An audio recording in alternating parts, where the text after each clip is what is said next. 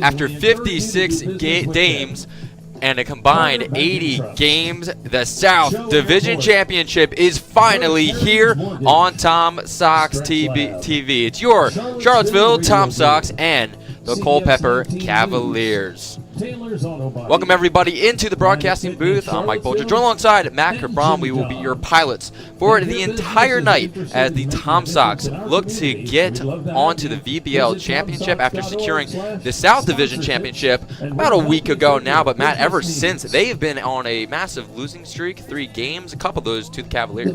For the Tom Sox, you hate to talk about it, but it's how we started, how do we end up here. That's the main thing that matters. They were in the top of the VBL South Division for the entire season. Now they get to have that home field advantage here in game 1 of these playoffs. Technically, it is the second round, the semifinal. The winner will play the winner of the North Division after that series is concluded. And Mike, game 1's a big one. You got to set the tone in this one tonight. And for the Tom Sox, had the best start in team history, 16-4. After that, and after I guess you would say around me and you talked about this as broadcasters around the VBL prospect game in the All-Star week, it's kind of when they had a little bit of a swoon in the schedule, but they still finished up strong where they needed to. They had to fight hard and clinch that South Division title. Their 4th in 4 straight years. Now they're looking for their 4th title in the last many years, starting from 2017. They've won it back in 2017, 19, 22. So why not go on a run here in 2024 and bring home the championship here to Charlottesville? Absolutely. Well, now they will face the Cavaliers today, who this season, midway through the season, they looked absolutely just dead in the water. Then, all of a sudden, the Cavaliers have gone on a massive winning streak,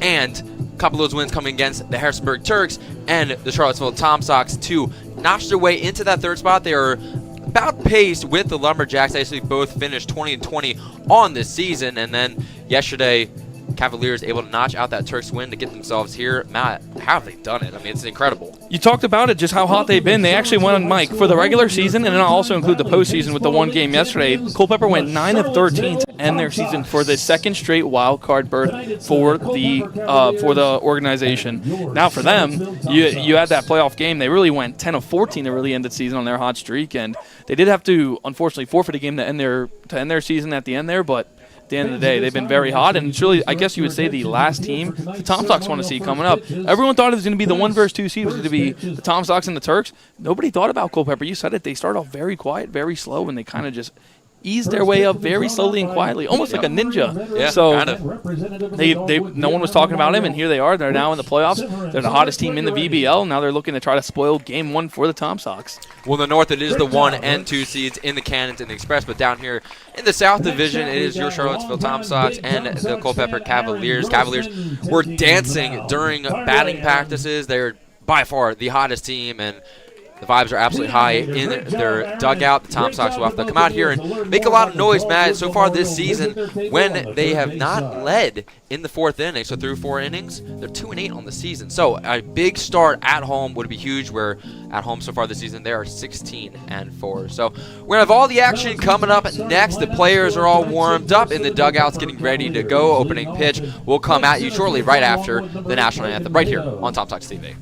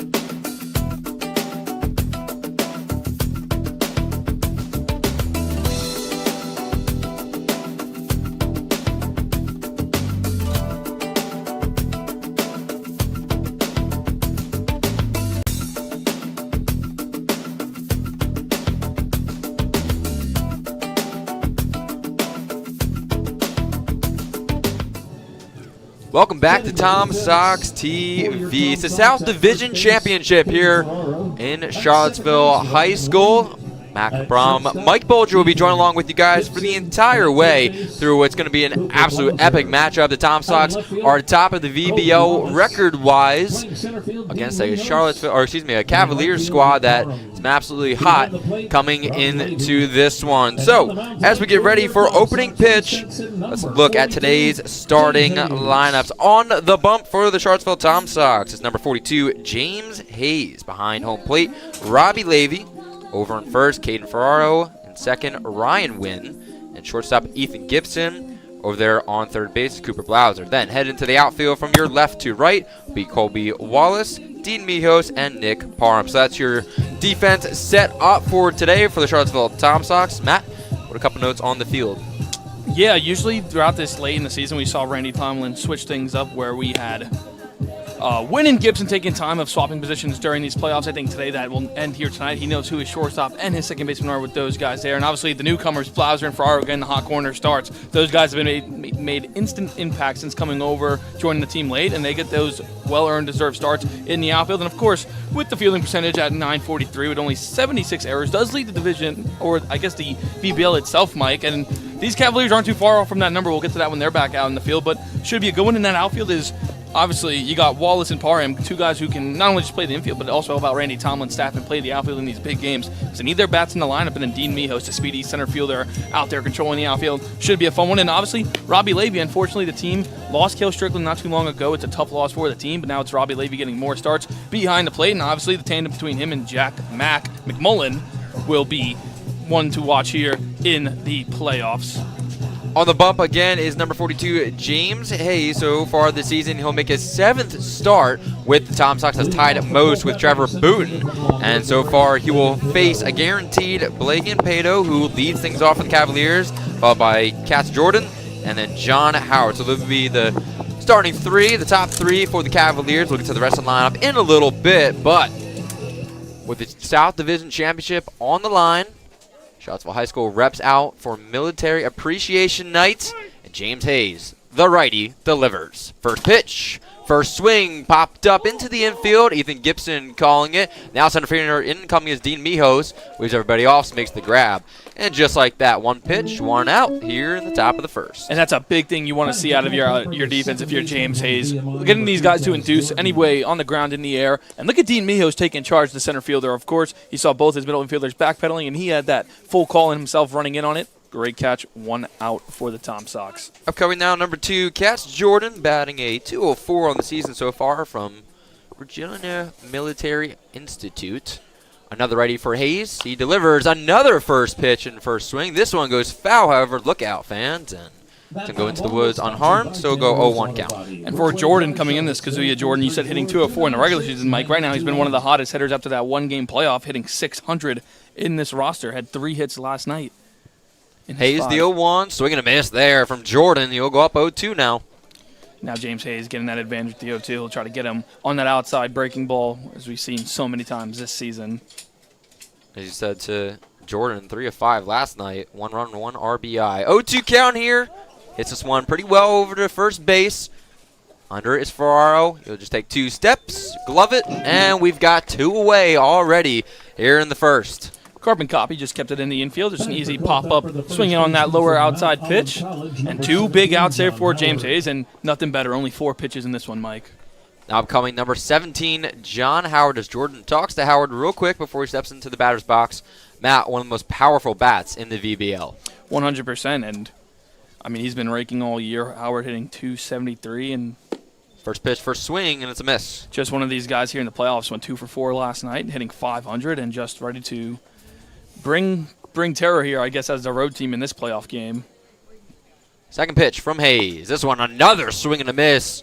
Howard can't find the location, and now Hayes has gone up 0-2 and back-to-back at-bats. To Matt's point, he's only had 6 pitches in the inning. Here's the 7th. The 0-2, 2 outs.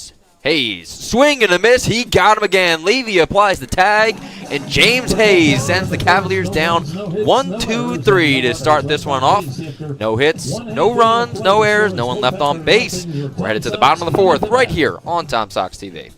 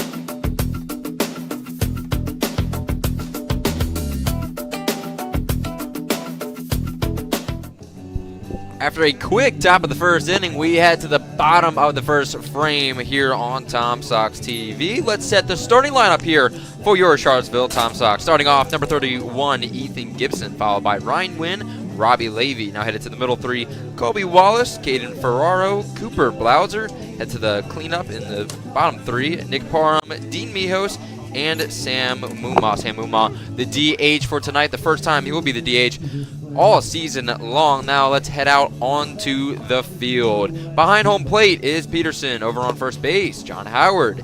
On second, Jordan. And shortstop, Shulman. Over on third base, it's going to be Reyna. Then headed to the outfield from your left to right, it's going to be Larry, Pato, and Rusecki. On the mound tonight, Tyler Couchrider, who pitched here last time the Charlottesville Tom Sox and Cavaliers faced off Madden.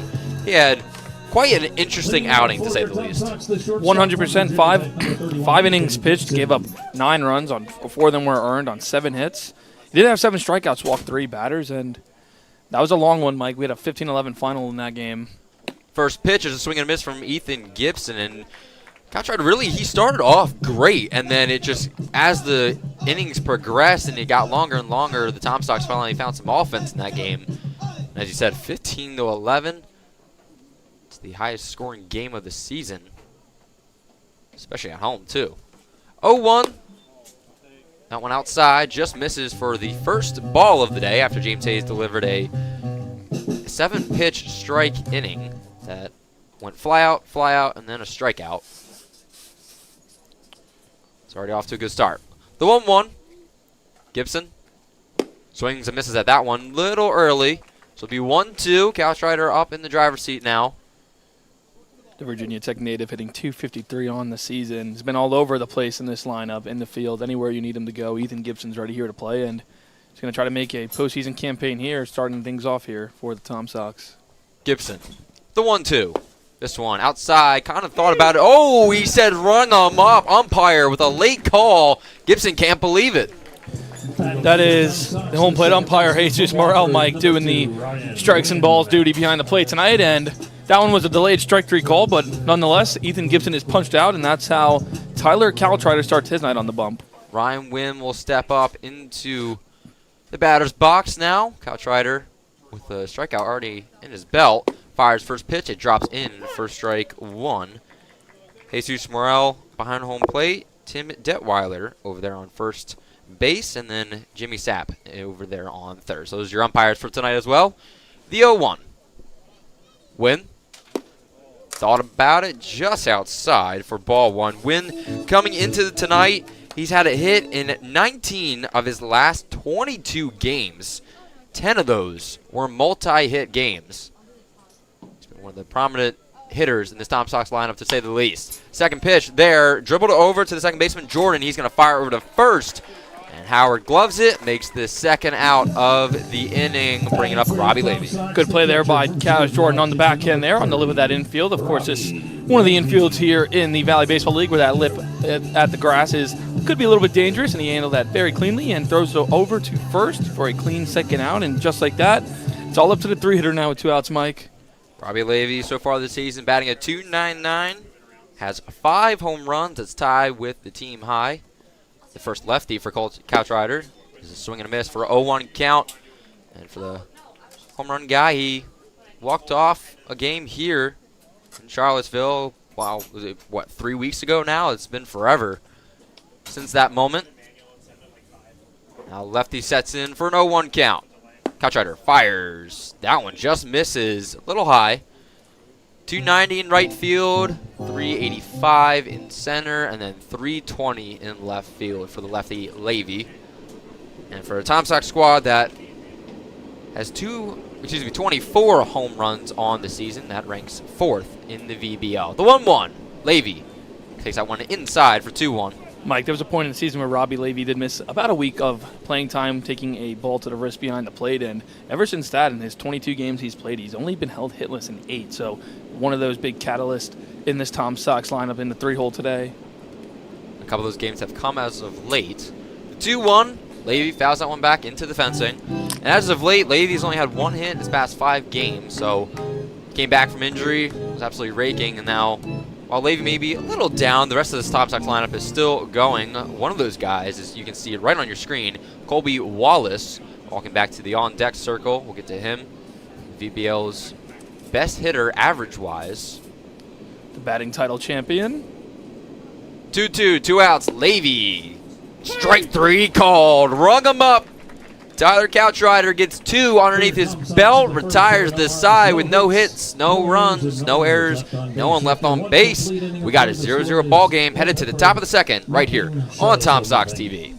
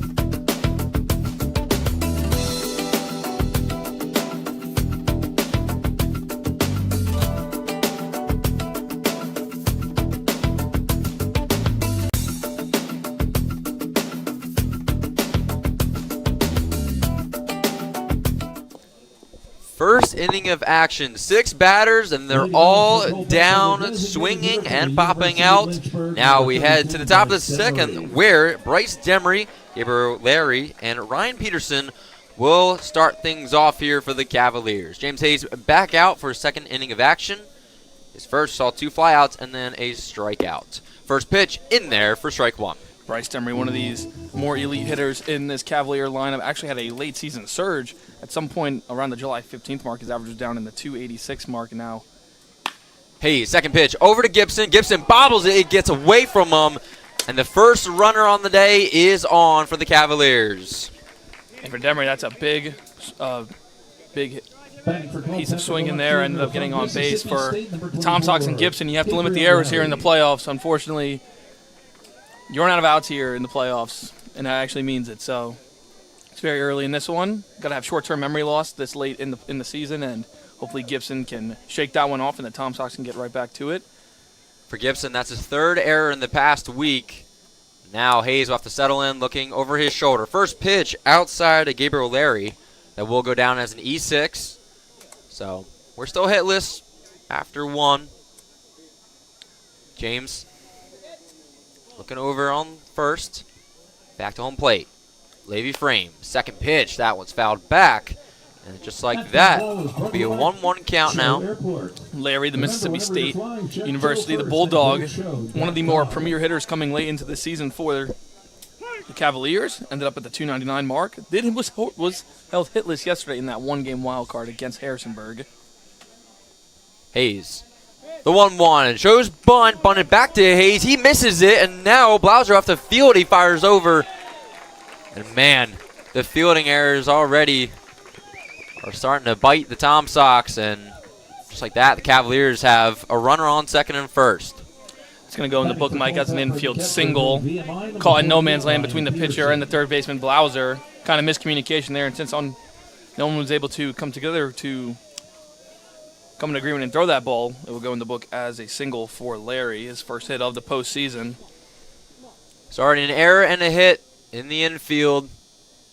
As James Hayes looking now, first pitch. There's a bunt and almost out of the ballpark, basically mad into the parking lot for Ryan Peterson. For Peterson, kind of ended off the season on a cold streak. It was only hitting 174 as those last games conceded, but one of the better arms for their catching staff, so that's why he still gets a start. Had a good piece of game yesterday. Had 2 hits. The lefty awaits. Hayes delivers. Shows bunt again. That one just misses, and there's going to be a called strike 2. Hayes looking for his first out of the inning. Peterson only had 1 hit in yesterday's game. My apologies. 9-4 ball game that saw the Cavaliers get up big, and then the Turks try to come back in the 9th. They almost did it, but went down quiet. 0-2, misses outside, tried to get in the chase. And Matt, we had that game streaming last night, and you were tuned in. It was a close one. It was very close. Cavaliers got up to a 4-1 lead, and then just kept building on that. The 9th saw 1 out, bases loaded, 9-4 ball game, and then 2 quick outs ended the Turk season. The 1-2 just misses down low. Is right down the middle location-wise, but height-wise didn't get there. It would be 2-2. Hayes tried to get that outside fastball, but not up to Jesus Morel on that one. We'll do it again at the 2-2 count. Peterson, VMI, awaits. This one foul back into the fencing. Will go 2-2 again. VMI with his counterpart Kaz Jordan, their second baseman, the 2 VMI players on this roster. Just another play collegiate ball in Virginia, stay in Virginia for the summer in the VBL, and trying to be a hero for the Cavaliers in this postseason.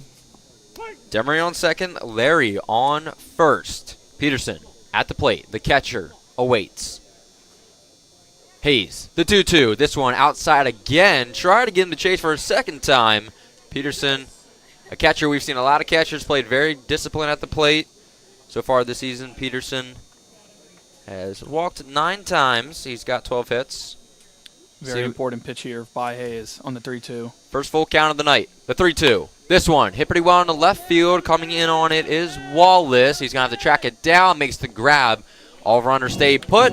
So now Hayes basically just records an out. Keeps everyone there. And upcoming now is Tyler Schulman. And that's a big out there for the Tom Sox and James Hayes. You kind of get a little sigh of relief. You still got 2 guys on and 1 out, but that out was in front of where that next runner would have been going to third base. Wallace was able to track it under it. 2 hands, and that's a big first out now. Tyler Schulman, back-to-back lefties in the lineup now. Rising sophomore via Harvard. One of the very few Ivy League teams we get to see here in the VBL. First pitch outside for 1-0. And, of course, for the Tom Sox, they had their own in Bobby Olson before making his transfer announcement to Villanova. But, hey, the Smarties come out to the VBL League, Mike. Yeah, went to Brown University, then Nebraska, now to Nova. Second pitch, half swing, goes into the crowd. Look out. There's 1-1 count for you. Nice fan over there. You can't really tell on the camera angle. Tried to make the one-hand catch, but just slipped out of his reaching. But He didn't even try to get out of his seat, though. yeah, he just tried to do the lazy way. Just the Odell, I guess you'd say the Odell Beckham effect. And that's why the kid has the ball and he doesn't. The 1-1, 1 out. 2 runners on. Hayes fires. This one chopped again. Same location. Is this? Oh, he gets up this time. Is he going to get it?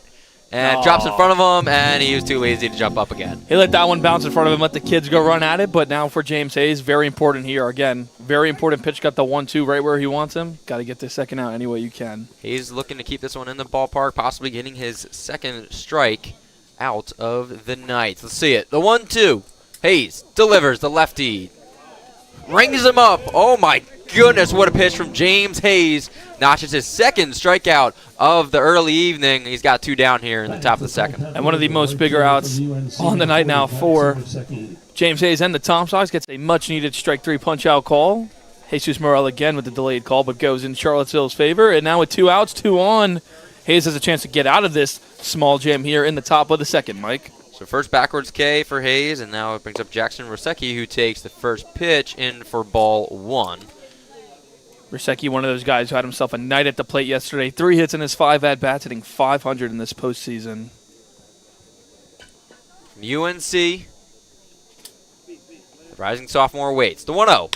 This one chopped over to third base. Blauser's got it. He's just going to grab it himself. Tag third for the solo putout to end the inning. So after the Cavaliers put 2 runners on, all of them stay put as James Hayes delivers 3 outs. We're headed to the bottom of the second right here on Tom Sox TV.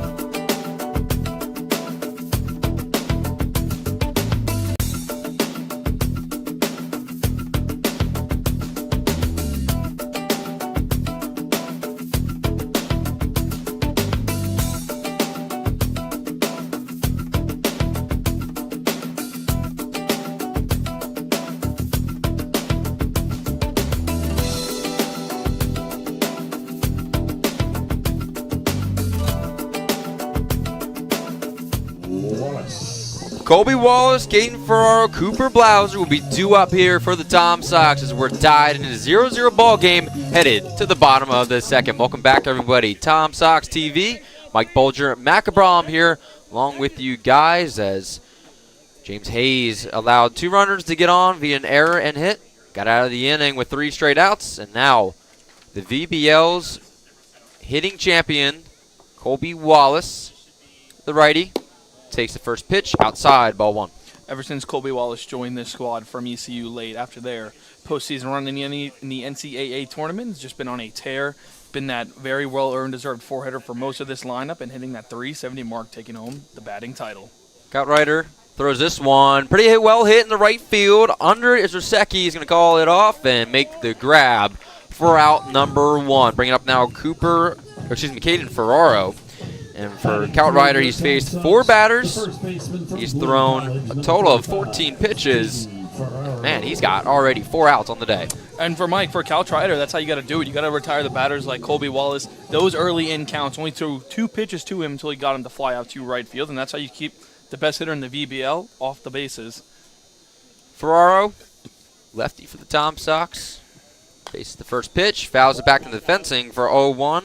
Ferraro so far this season has 6 doubles, a little more sneaky at bats when it comes to extending on the base pads. He'll get a 0-1, 1 out. Outrider already with 2 backwards Ks on the night.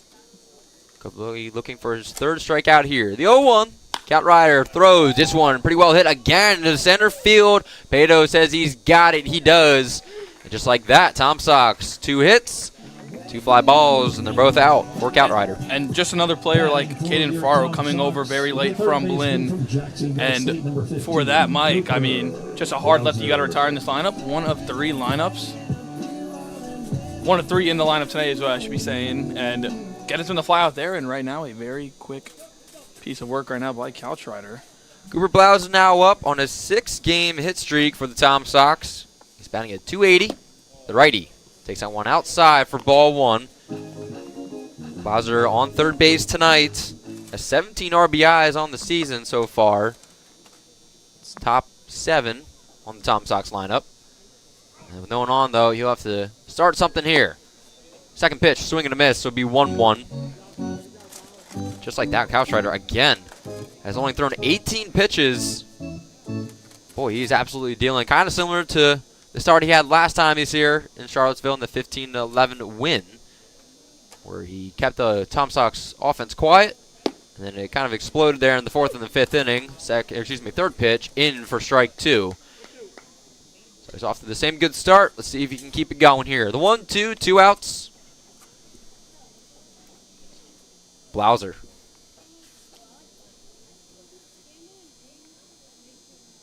Righty v righty. Outrider fires. Swing and a miss there from Cooper Blauser. And just like that, Tyler Outrider has 3 strikeouts on the early inning. We're headed to the top of the 3rd inning with the Tom Sox tie with the Cavaliers at 0-0.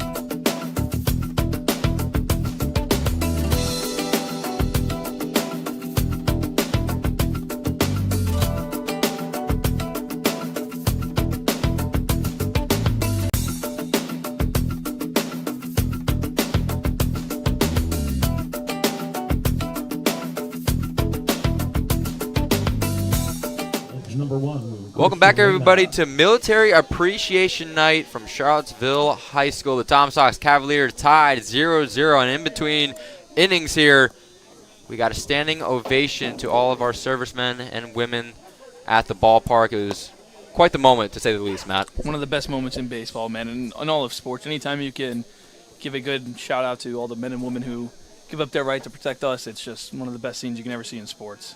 By far, definitely a chilling feeling here as Hayes delivers the second pitch in the dirt. It'll be 1-1 count for the Cavaliers. Last inning had 2 runners on, stranded both of them. Now Christian Reyna will get his first plate appearance at the 9-hole for the Cavaliers. Looking to make some noise here. Hayes, the 1-1. Fired this one a little high. It'll be 2-1 now. Reyna joined the team very late in this season. Didn't record a hit in the end of the regular season, but did have 1 hit in his 4 at-bats yesterday. Via Messiah College. Fourth pitch. Outside, 3-1. First time Hayes has gone down a 3-1 count tonight so far. He's gotten full once, but most of the way he's been leading. Now 3-1, no one on. No outs. Top of the third. Hayes delivers. This one able to grab the inside barely. Reyna talking to home plate umpire about it. But now he'll step back in. The second full count of the night. Hayes delivers. Swing and a miss. James Hayes throwing heat on the mound. He's now got 3 strikeouts. He's got 1 down here in the top of the third. And that's how you correct yourself from that second inning if you're Hayes. I mean, allowed, obviously not his fault, but the error did occur, and then a base hit right afterwards. Getting those first 2 early guys on, able to be battle tested to get through it, get through the next 3 guys. And then this one, you started off differently. You rewrite the story and gets a big first strikeout here in the third. We're to the top of the lineup now, and Pato. First pitch in for strike 1. He flew out to center field in the first inning. It was a 1-pitch swing and out by Mijos over there in the center. Now Hayes fires the 0-1. This one popped up and it goes behind us into the woods. It'll be 0-2. James Hayes back up in the count yet again for the Tom Sox. He's been dominating so far in the strike-to-ball ratio. He's got 24 strikes and 9 balls. Now he's got an 0-2 count. 1 out. He fires outside. Levy able to grab it. Now it'll be 1-2 to Pato. Pato very relaxed here with the 1-2 count. Knows that he has to get on, and he's one of those guys, once he gets on base with the stolen bases he has, he could be a ruckus. 1-2. This one hit over to Blauser. He gloves it. Great play. Fires across the diamond in time. Great play by Ferraro on first to reach over it. And now there's 2 down here in the third. And great play there by Blauser over at third place on the hop, on that chopper, knowing that he had time to set his feet and throw all the way across to Ferraro on a speedy Pato. So was able to make sure he got an accurate throw over, facing the speed, and just like that, 2 quick outs for Hayes here in the third. Bring it up now. Cass Jordan, batting a 204 on the season. He flew out in the first inning. And he takes that first pitch down low for ball 1. Yesterday, Jordan had a pretty good day for the Cavaliers. Had a couple hits in the absolute monster game that the Cavaliers had. Second pitch misses again for a 2-0. Just one of those postseason performers. Has had the best yesterday, hitting near 600 in just one game here in the playoffs. 3 of 5, 1 run, 1 RBI. 2-0, chopped over to Blauser again. Blauser with the cannon across the field in time. Cooper Blauser with 2 outs in the inning helps Hayes get out of this one, and we're headed to the bottom of the third. It's 0-0 ball game here on Tom Sox TV.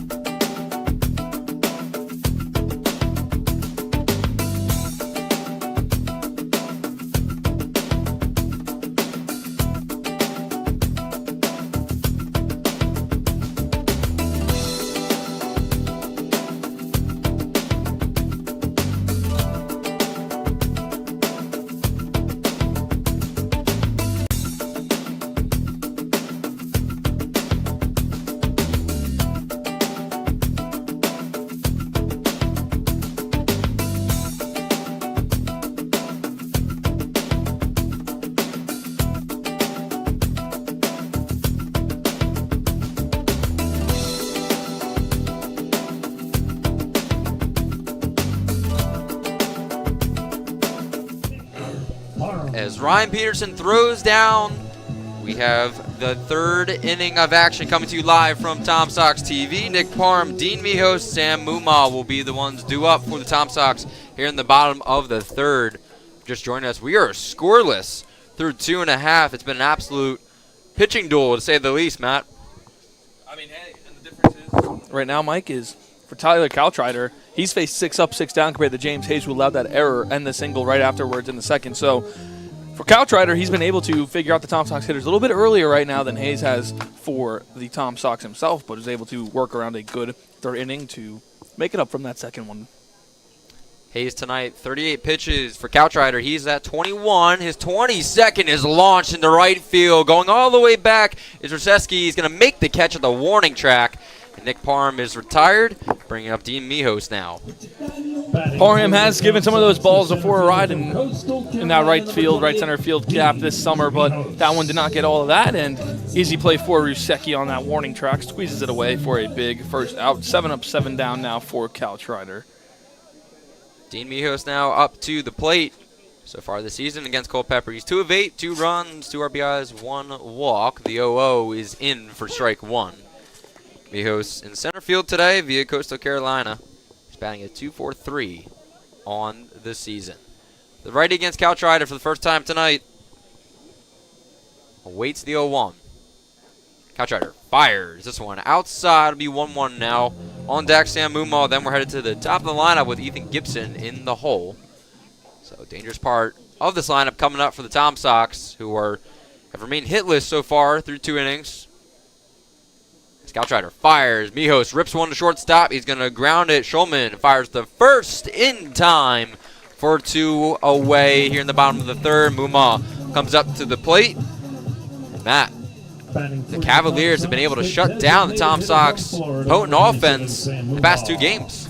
Yeah, and right now it's... Well, Mike, you got to go back to that game back in Culpeper where the Tom Sox, technically in the book, were about to take the lead in that one, but unfortunately due to the weather that we had to face, it wasn't a complete inning, so it didn't count. So Culpeper was up. They walked away with that one with a 2-1 victory, but the Tom Sox were surging in that one. It took them very late, as you're saying. They've been able to handle them very cleanly. Mumma takes the first pitch outside. But also, Mike, it's also the first time around the order right now, and guys are going to go back into the dugout and try to tell them what they saw, what they can do differently, how their approaches can be different when they step up to the plate. And now Mumma's going to be that last bar setter here with the 9-hitter in the order. Caltrider looking to end the first 3 innings without a hit recorded or a base runner on. Second pitch in for strike 1. Peterson, great frame behind home plate. Mumma will have to step back in now, take a breath. As the lights start to come on from Charlottesville High School. A little bit of overcast here tonight. The 1-1. This one dribbled over to third base, and it's going to get by Reyna, fielded by Schulman behind him. And there you go. The Tom Sox able to get a single on the board here in the bottom of the third. And for the guy who came into this game hitting 185 on the regular season to end it, gets his first postseason career hit, Sam Mumma, the first hit of the postseason for the Tom Sox. And just like that, a 2-out base runner for Ethan Gibson. And for Sam Mumma, a way to put your head down, keep running. Got by the third baseman in Reyna, and Tom Sox are in business now with 2 outs, Mike. Took a bad hop on Reyna over there on third. Caltrider will have to look over his shoulder for the first time tonight with 2 outs here in the third. First pitch is a swing and a foul ball down towards the batting cage for the Tom Sox in right field. The 0-1. Gibson coming into the game has a 4-game hit streak. He's reached base in every single time in his past 5 games. So he's got a couple streaks he's looking to keep going here in his second plate appearance. The 0-1, Mumma takes off. Peterson grabs it. It was too far outside. He's going to throw it anyways. Not in time. Sam Mumma slides in for a stolen base. The Tom Sox have their first runner in scoring position. And what a steal, what a jump there by Mumma. And unfortunately for Caltrider, through the outside breaking ball pitch, so it took Rosecki all the way out to the box. So Mumma was able to get down there, even with the throw, very cleanly. And now, technically, 5 stolen bases on the summer for Sammy Mumma, but his first of the VBL playoffs. Mumma getting it all done so far for the Tom Sox with a 1-1 count to Gibson. Caltrider fires. Gibson rips one to right field, tracking his Rosecki to the warning track and makes the overhand grab. So One hit, one stolen base for Sam Moomaw. That's all there was to do in the bottom of the third for the Tom Sox. We're tied 0-0, headed to the top of the fourth, where Mac Brom will take over for the next 3 innings right here on Tom Sox TV.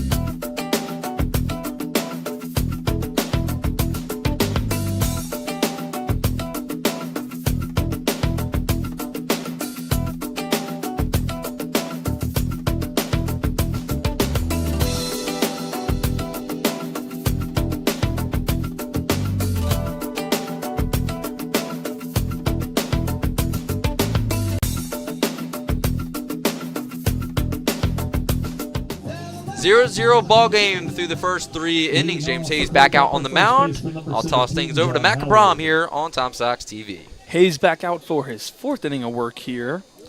He's been able to get through this Cavalier lineup, and his first pitch to John Howard is a swung on a miss, strike 1. Howard, the first strikeout victim of Hayes' night so far this evening.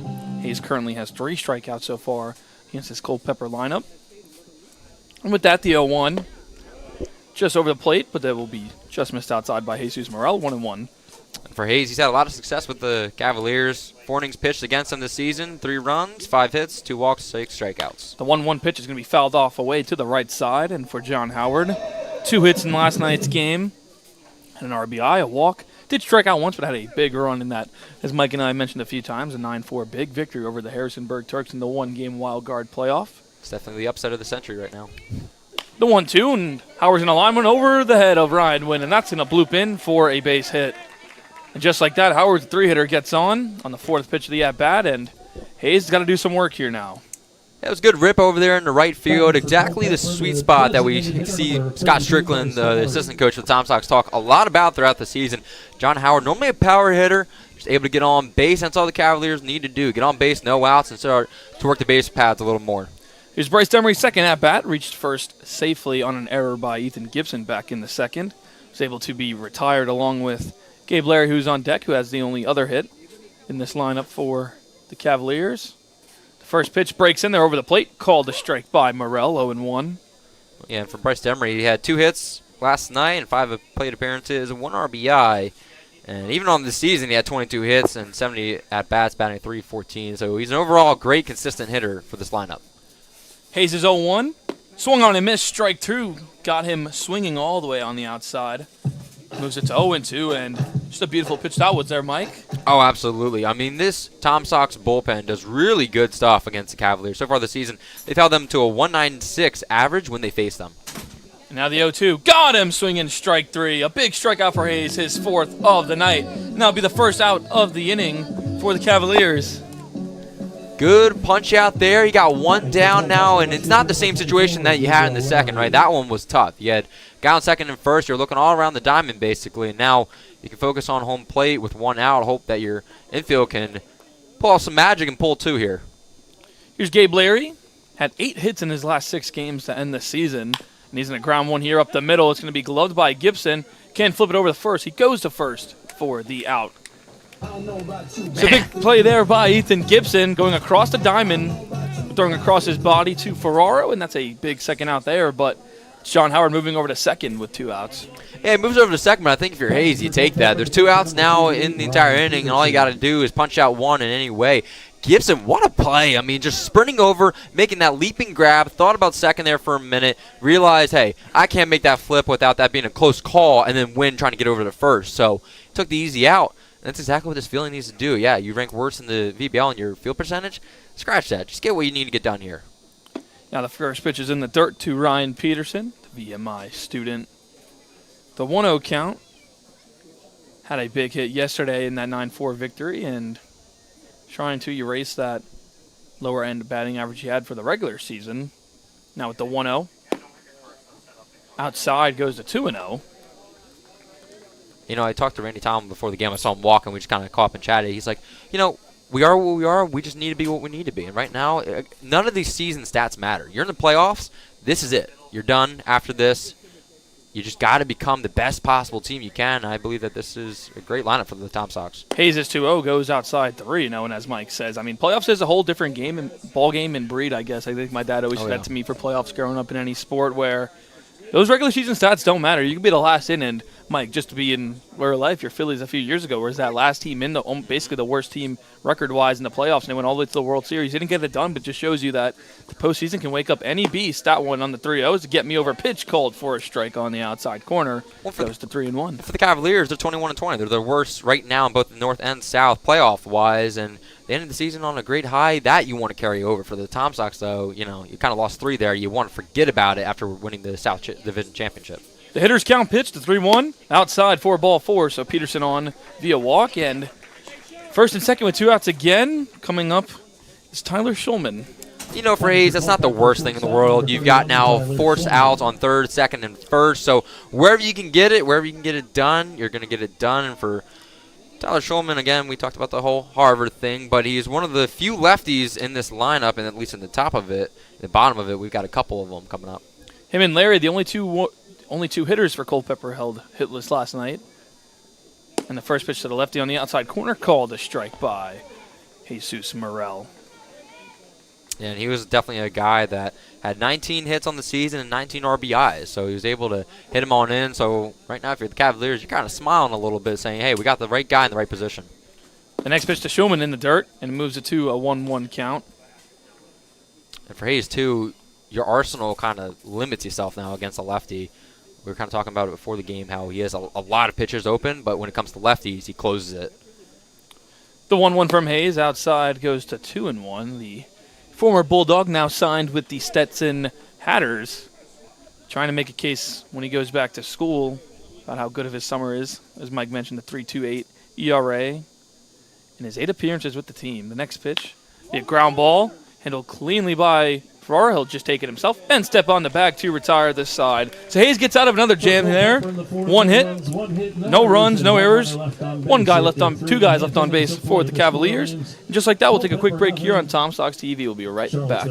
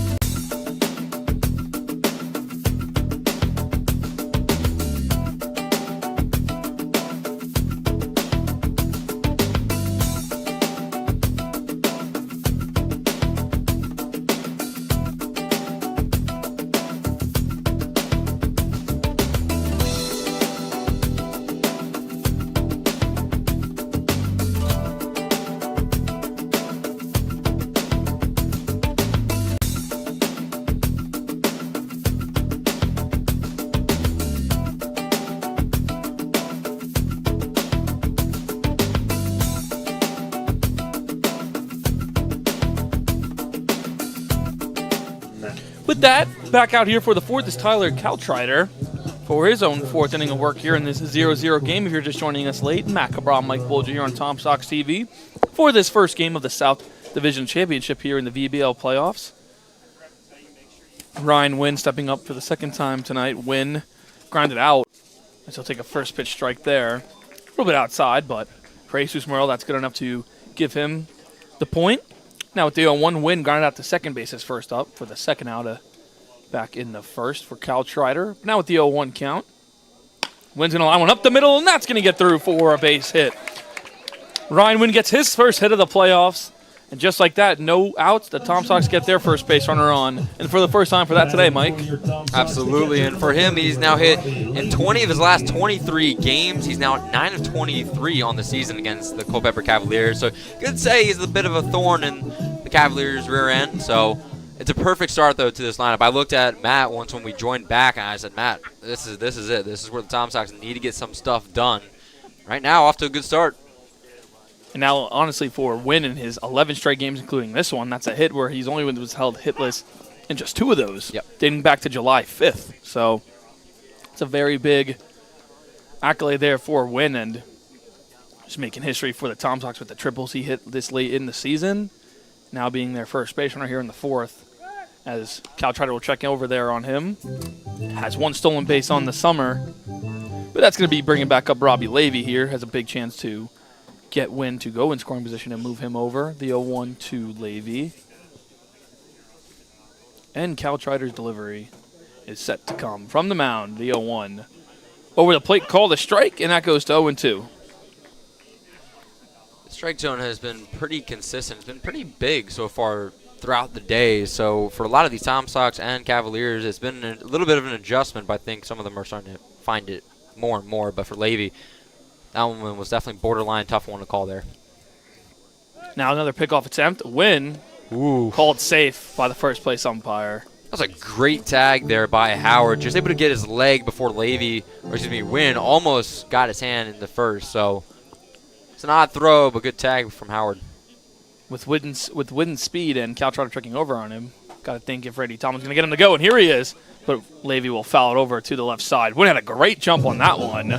Kind of went a half a second before Cal Trotter picked up his leg, but the foul ball to Levy will cut that down, and Wynn will trot back over the first. Yeah, and I think Randy Tomlin understands what this game's going to be, and it's going to be a pitcher's duel all the way through, so every run that you get is as valuable as it comes. So for Wynn, for Muma, they both took off, and I wouldn't be shocked if we see it again some way in this inning. DO2, Wynn doesn't go this time, and Levy's going to Skywin in the air to left, but this one is going to just go out of play, where there you have a lot of our fans on that grass side. Can't see on our camera angle, but someone's going to go home with a souvenir or bring it back for a freezy pop. But we'll do it again on the 0-2 to Levy. Cal Trotter gets his sign. Wynn over there on first with no outs. The 0-2 count. And he'll check over at Wynn again.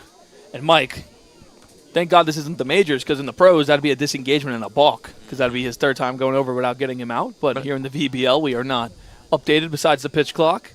Benefits of summer ball. Wynn with a big lead over there, and he'll go over there again. 4 now. He is called safe there again by Tim Detmeyer.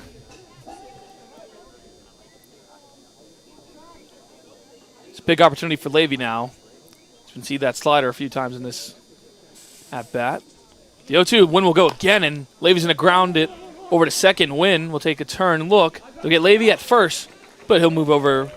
Ryan went over to second base, so there will be 1 out. And a big key ground out for the Tom Sox, moving that runner over in scoring position. And there's the stolen base attempt again that I thought that Randy Tom was going to go for, and he did. And it panned out not the way he probably thought it would, but they were able to get 1 down, move the runner over. And for Colby Wallace, one of the best hitters in this lineup by far, 34 hits, number 1 on the team. He's got 6 doubles on the season. That's 2. That's number 2 on the team. So, guy's been raking, to say the least. Wallace 0 for 1 today. Had a big fly ball to the right field warning track.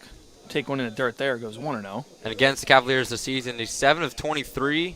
3 runs, 3 walks, 5 RBIs. And he had that 1 in his only home run of the season. Something we like to call a Colby Jack. Colby Jack it is, Nabisco, North Carolina native. by way of ECU. Here comes the 1-0 count. Win over there on second base. Inside goes to 2-0. On deck, Caden Ferrero. And in the hole, that'd be Cooper Blauser if we get up to him with this one-out occurrence.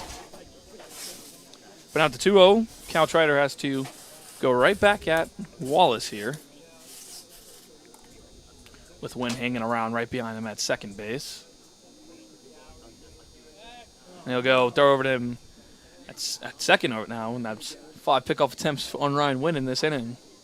You know, I think if Wallace is able to get a decent ball out and it lands into the outfield, I think without a doubt Randy Tomlin's sending Wynn home. I mean, just with the speed and how much they've been paying attention to him, it'd be well-deserved for a win. The 2-0 count, and Wallace will foul that one off. Goes to 2-1, as Mike just mentioned. Me and Mike usually call it the Randy Tomlin Mad Dash. That's the sign he gives his base runner scoring all the way from second to home, or even with the speed of going from first to home. I'm surprised the former Pittsburgh Pilot doesn't throw his arm out the way he waves it around out there. Mike with the banter there. The 2-1 coming to Wallace from Cal Trider. And the pitch.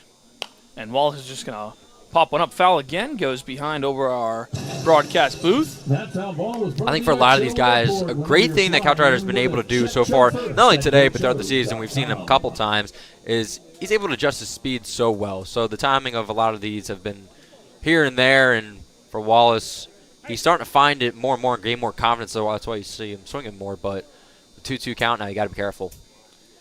2-2 to Wallace. Once again, number 2, Ryan Wynn over there on second.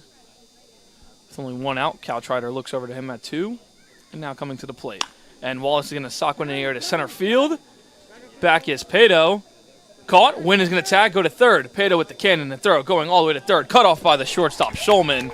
But that was a good arm in center field by Pato. Don't know if it would have been enough to get Ryan Wynn, but it did look close there, Mike. I think it would have been a lot closer, but I don't know why Schulman didn't just let that one go. It seemed right on track to third base. Reyna was there waiting for the tag. Kind of shocked he cut that one off, especially with where he was at. He kind of had to reach for it, too. So for Wynn, great base discipline. He basically sat there in second and faked that he was just going to stay there, and then he took off. Now for Ryan Wynn, the first base runner by both teams to reach third base today. The first one 90 feet away from scoring with 2 outs brings up Caden Ferrero, 0 for 1 today. Flew out to the center fielder Pato his last time up. And the first pitch swung on a miss on the high fastball for a strike. I think one of the benefits of Ferrero's batting stance is that it's so open that he's just able to rope so many balls right down that right field line, and you know that's why he's got 6 doubles on the season. He's able to extend a lot of his hits out to second and third. The Blinn College player takes one upstairs, goes to 1-1. So Wynn over there on third. Could be the first base runner for the Tom Sox these playoffs, but now it's into the hands of Caden Ferrero here with 2 outs. Cal Trider trying to work around him, the 1-1.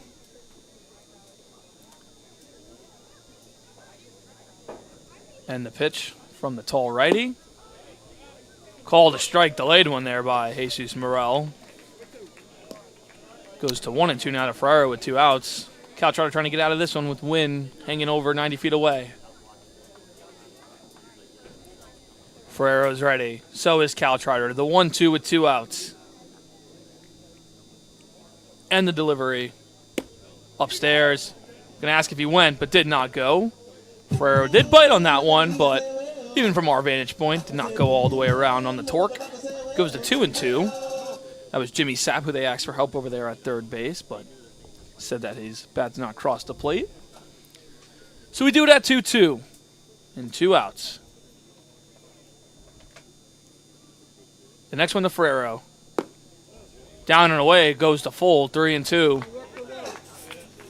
And Ferrero on that last pitch was so high, he kind of thought about it. He's 6'2", so it's right at his eye level. Thought he had it, held back, and then there. Hit him with the down low. Lefties love the golf, but he held back. Full count pitch from Cal Trider. And Ferrero's going to line one in the center field, and that one's going to get down for a base hit.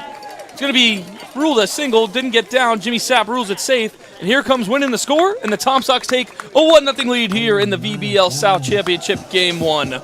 I think we might get a challenge here, or at least just a discussion by the umpires to talk about that one. I don't know how they can overturn it with the ruling on the call, but Brandon Mack is out on third base talking to his dugout saying, hey, can we ask them about this? And the argument's going to be, did Pato catch it or did he trap it? But it did look like, from the vantage point, that it was trapped. Jimmy Sapp saw that the ball did get down. So Wynn comes home to score on the RBI by Ferrero, who goes in the center field. So the Tom Sox is confirmed a 1-0 lead here in Game 1.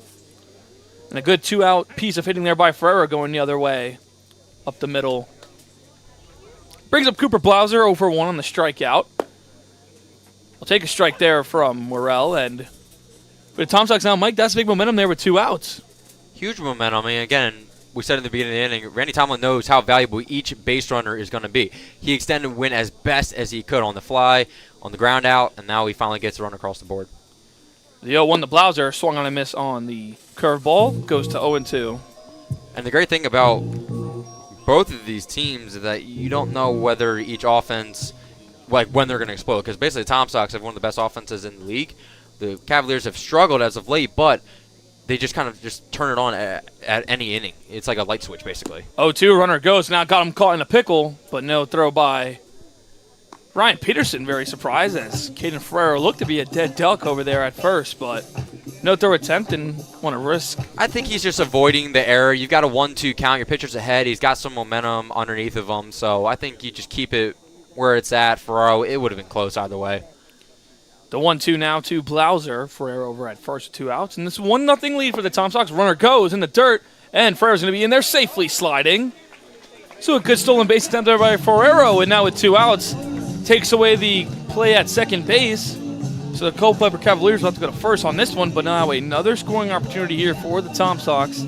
Kenny Towns and Randy Tomlin testing Peterson's arm, and so far it's been working. I mean, they're 2-2 on stolen bases. Wynn obviously got that great jump on the Robbie Levy ground out, so they know they can kind of work the base paths more than they've been able to in the past couple games. With 2-2, 2 outs, the next pitch to Blauser is going to be fouled one over our heads, and we'll do it again at 2-2. For Cooper Blauser, in the last 7 games, he's had 10 hits, 6-game hitting streak, was in that 10 hits, and he had 4 runs, 9 RBIs. And, you know, he's just a guy that came into the squad, first 8 games, only 4 hits. Last 7, and he's had 10 hits. So he's just been able to find a spot in his lineup, and he's become a valuable hitter. Make his case for a great newcomer for this team. The 2-2. Blauser's going to pop one up to the right side. It's going to be Howard under it. And the second baseman, Kaz Jordan, will take this on the running play. But with that, the Tom Sox do score first. They strike first. It's 1-0 on 1 hit in this inning. And we're going to take a break here. Your Tom Sox lead Game 1, 1-0. We'll be right back after the messages.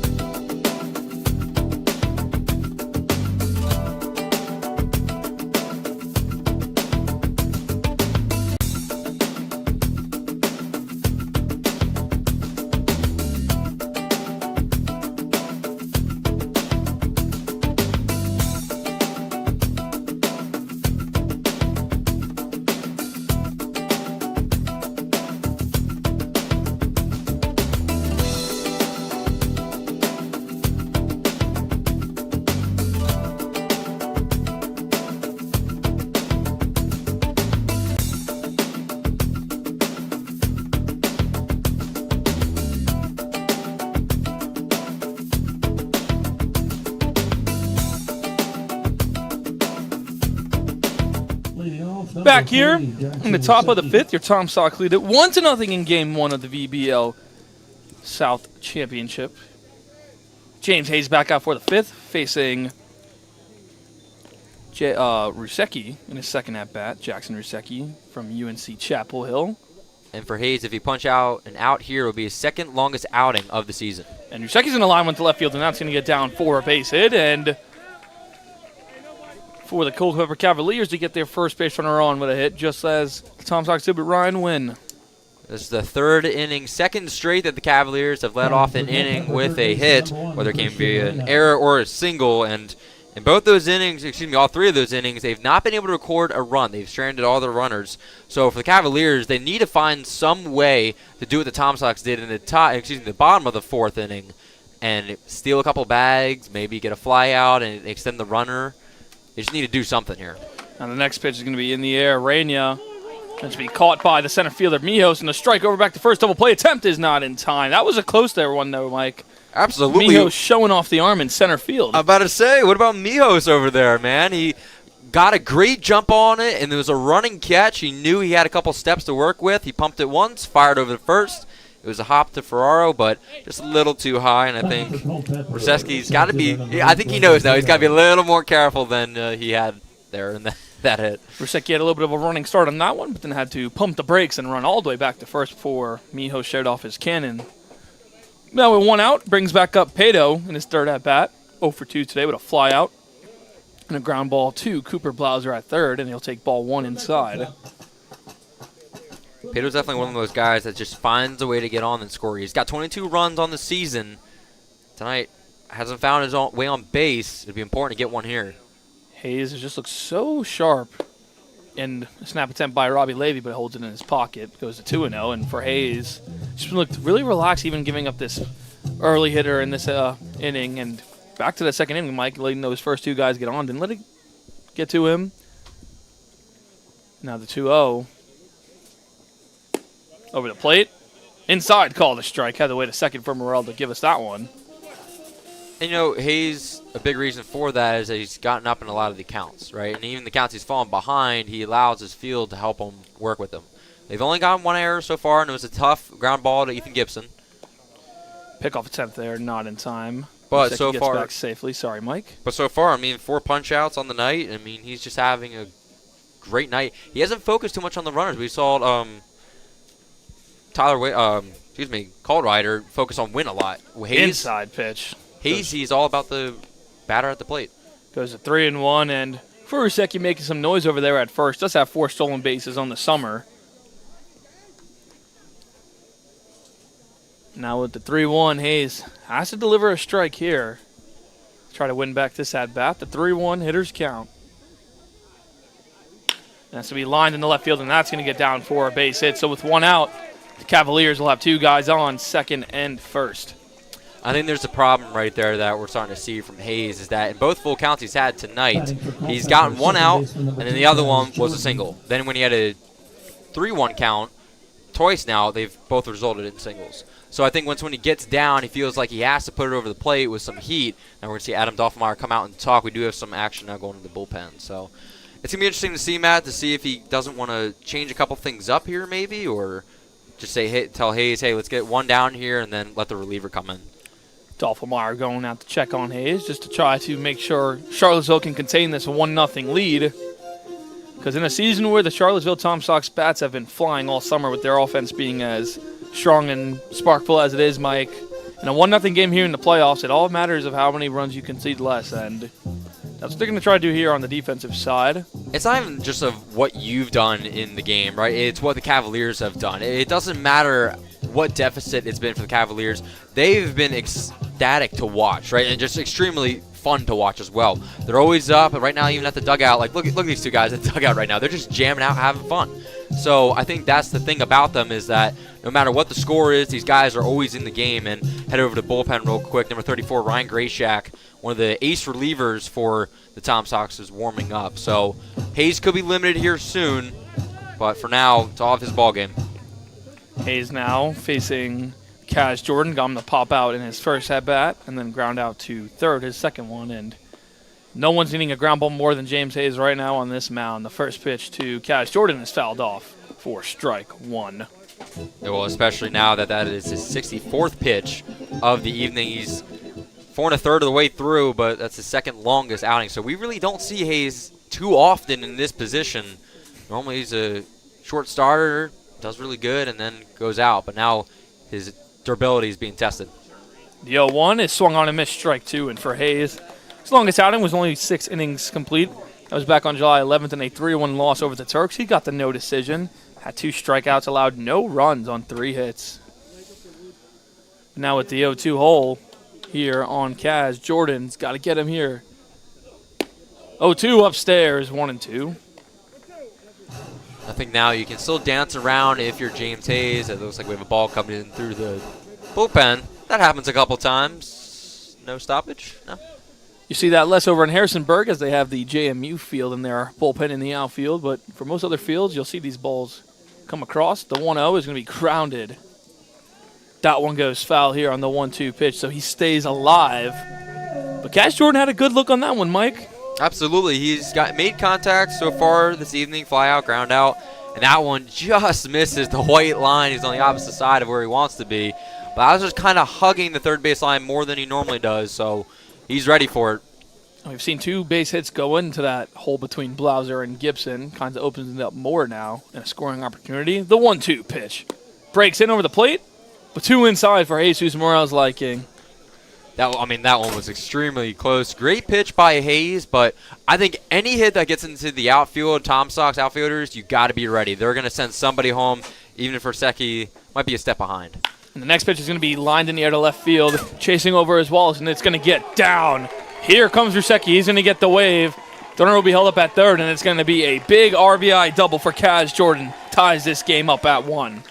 Well, and there it is. As soon as it got into the outfield, Forsecki kind of stalled for a second with 1 out, but he was basically 3/4 of the way to third base. As soon as he saw it dropped, he went steaming ahead home. And, again, just like that, we're mostly in a pitcher's duel here, but the endurance is hitting on both of these pitchers right now, letting the offenses kind of wake up, which means as we head to the back half of this game, man, it's a whole another ball game. That's a big double there for Kaz Jordan. And 3 hits in this inning. It's put Culpeper all in the momentum ride. First pitch to John Howard over the plate. Called outside. It's ball 1.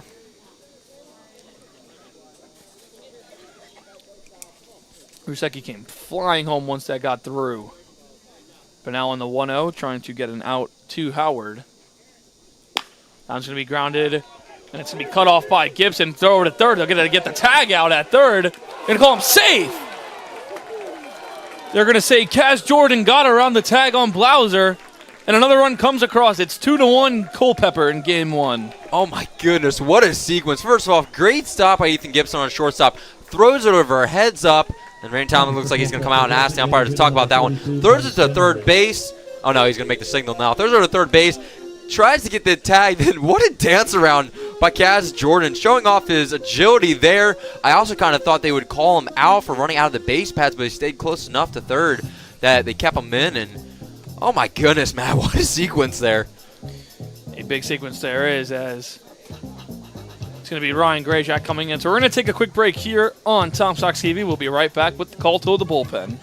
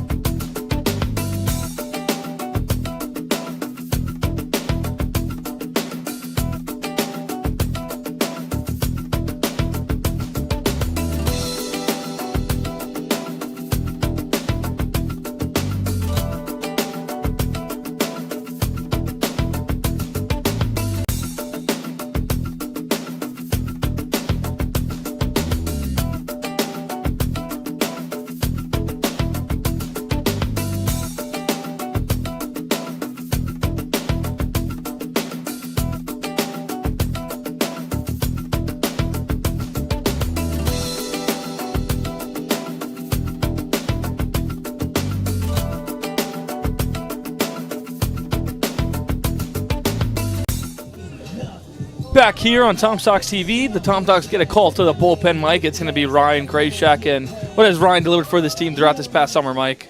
Well, Ryan Grayshak's been one of the aces in this bullpen for the Tom Sox so far this season, as he said.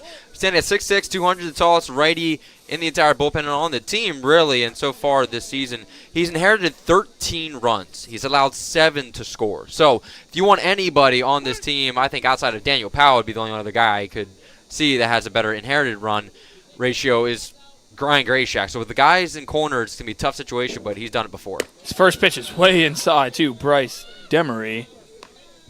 And this is a big batter. He's got to get through first, and Demery, as we've mentioned, hit it .314 to end the season. Had a good day hitting .400 in yesterday's game. Now in the 1-0 count, runners in the corner. Tom Sox want to contain that runner on third. The 1-0 pitch to Demery, runner goes.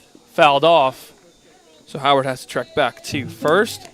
Goes to 1-1. I think if you're Demery, you hold up there. You got the 1-0 count to work. You allow Howard, who got a great jump on me. Levy popped up, ready to throw. But I think you hold back and you allow him to go to second and eliminate the double play. But with Tom Sox, if you're Grayshak, hey, you take a sigh of relief. You're like, all right, I'll take this. Grayshak could be a ground ball away from getting out of it. Can't assume on that, though. The 1-1. Outside in the dirt, but gloved cleanly by Levy.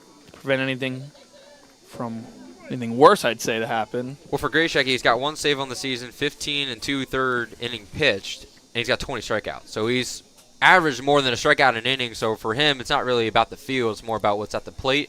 What's at the plate is Demery, who's, again, pretty dangerous. 2-1 goes upstairs, now goes to 3-1 to Demery. Tom Sox scored first on a base hit. Ryan Wynn came around the score by Caden Ferrero, and ever since that, it's been all Culpeper in this top half of the fifth. Rusecki came in the score, Pato came in the score, and Demery is trying to add to that insurance with this 2-1 game. But here's the 3-1 from Grayshak. Swung on a miss, goes to full. And as Mike mentioned earlier, now we haven't seen John Howard try to steal second since he had that good jump on the foul ball. On the 3-2 pitch, Howard at first, Jordan over at third. 1 out. Grayshak is ready to deliver. And the pitch from 34 is on a ground ball, double play ball. Gibson flips over to second for 1. Wynn bobbles it on the transfer. So they'll get the out, but unfortunately the run does come in to score, making it a 3-1 Culpeper lead. That one's absolutely tough. You had the play at first base. It had to be a quick transition for Wynn, though, and just got out of his glove, and he couldn't find it. Man, that one's just brutal, especially for Grayshak to try to get out of this inning. He had it there at first, and now off the face Larry, who already has a single today. But 3-1 deficit, nothing that the Tom Sox haven't seen, but we have talked about their woes when it comes to trailing late or middle in games. So far this season, they're 2-8 when it comes to when they trail through 5 innings. And the first pitch to Larry is going to be popped up. Out of play for the foul goes to 0-1, and that third run does come in to score. That will be tagged onto James Hayes' line. So his line should be closed technically. It is 4 1/3, 5 hits, 3 runs all earned, 1 walk, 4 strikeouts against 21 batters. Now Grayshak. The 1-0 count goes outside, goes to 1-1.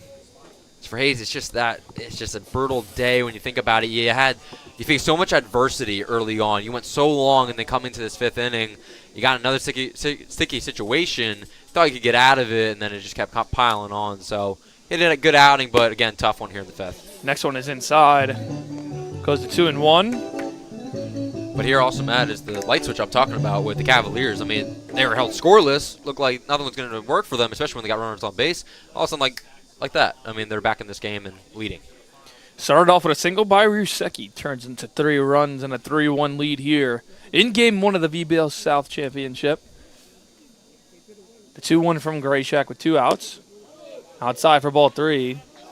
Larry bit, but didn't go fully around. And we do at 3-1 with a runner on first. It's Bryce Demery over on first, who just had the fielder's choice ground ball.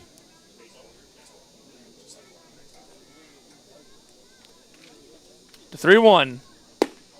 Grayshak goes inside. That'll be ball 4, and Culpeper's 3-run inning continues after that walk. And poor Ryan Peterson, he had all of his catcher's gear ready to go to the bottom of the 5th, and now he's got to take it off. So he's going to look to not be the final out of the inning because then he's going to have to rush back and do it again. So for him, so far today, I mean, he's gotten 1 walk underneath his belt. He was a big part in that win last night. So if there's anybody to extend this inning, I'd say right now Peterson's got it. Ryan Peterson had that walk back in the 4th, as Mike mentioned. Only went into first and get over the 2nd. Now 2 outs, a duck over on second base. And he's in a line in the air to right center field. And this one is going to be caught by Mijos to end the inning. And just like that, that's going to be the end of the top half of the 5th. But the Culpeper Cavaliers get 3 runs on 3 hits. And they have a 3-1 lead here in Game 1 of the VBL South Division Championship. We'll be right back after the break.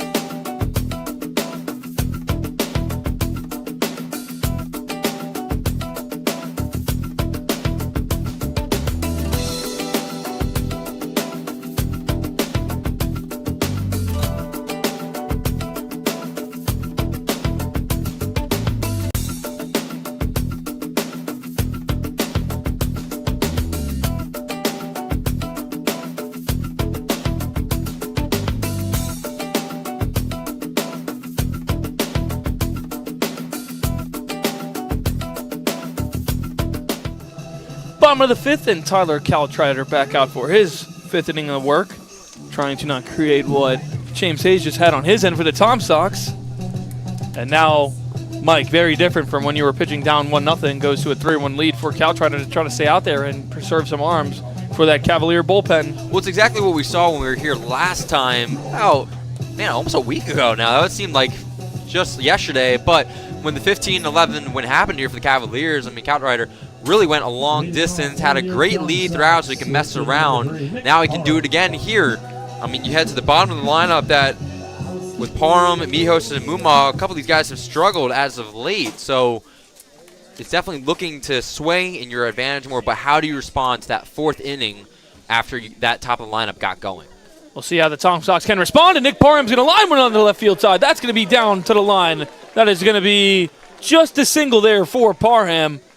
But he goes the other way for a Tom Sox hit in this inning, and they get their first base runner on here in the 5th. That's a tough one right there for Caltrider. I mean, you're again looking to respond from that previous inning. First pitch is a great hit there by Parham, who, hey, he can be one of these, we like to call him the ECO duo between him and Colby Wallace, who can really propel this Tom Sox team deep into the playoffs. So great leadoff hit. Now for the Tom Sox, what can you do with it? We saw what you can do in the 4th with your first hits of the night. Here in the 5th, what do you got to do?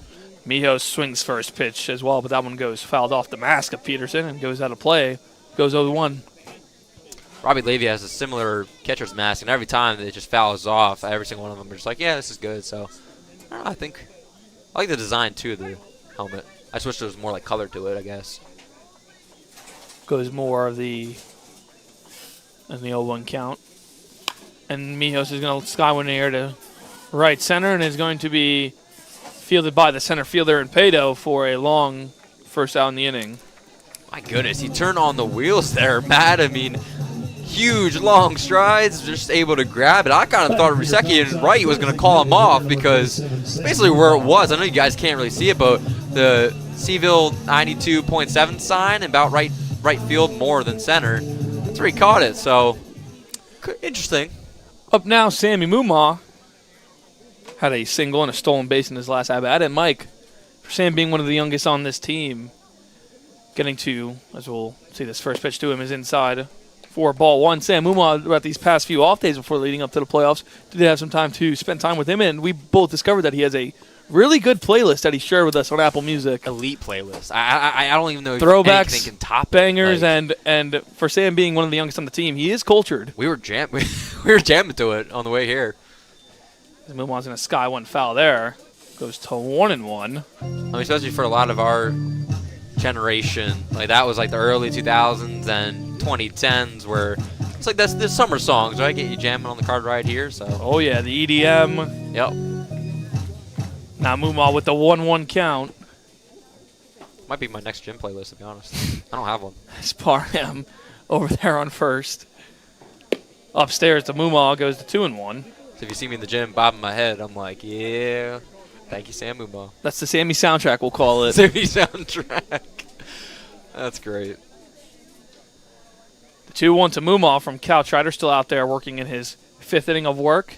Already allowed the single to Parham. Mumon's going to foul one straight back, goes to 2-2.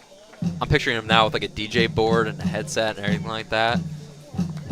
Definitely has the pass for me if he wants to end up being a DJ for the team. We'll get him get a pair of turnstiles and get the music flowing for this team. But right now, it's all on the field for them. The 2-2 to Mumon. Cal Trider's pitch. Called strike 3 late from Jesus Morel.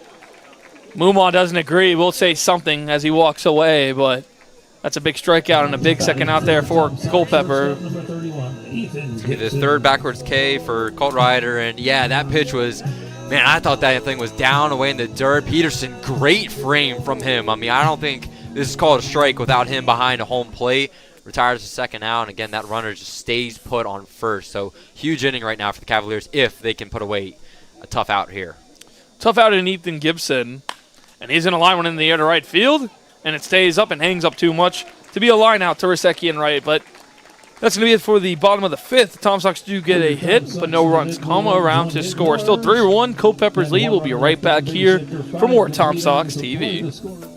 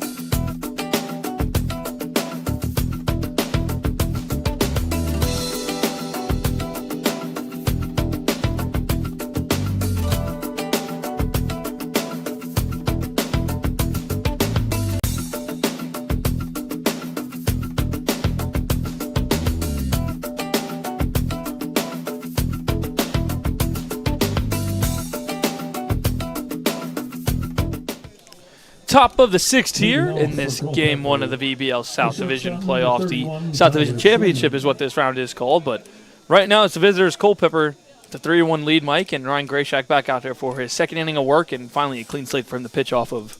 Absolutely allowed. He inherited 2 runners, allowed 1 to cross home plate, so he's able to kind of get out of that situation. But for now, you got to find a way to settle back in, realize, hey, you don't have to look around the diamond at all. You can just focus on home plate, see what he does with it. With how this game started off with a lot of zeros on the board. 3-1 lead. Tom Sox technically on their side of the hitting, running out of outs, but still have a lot of baseball left to play. The 0-1. And that one is going to be called a strike. Goes to 0-2. Had to wait on that delay for Morel, but now it's an 0-2 count to Schulman.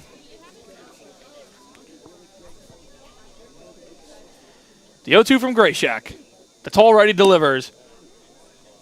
Not called a strike. That one goes inside. Now it's 1-2 as you'll hear a little bit from the fans in this one here at CHS here on our crowd mic. A lot of disagreeings on that one, but at the end of the day, I'm not the umpire. That is why we just call it. Tom Sox are having me and Mike Bulger talking about this game. Now the 1-2 is going to be in the air to left.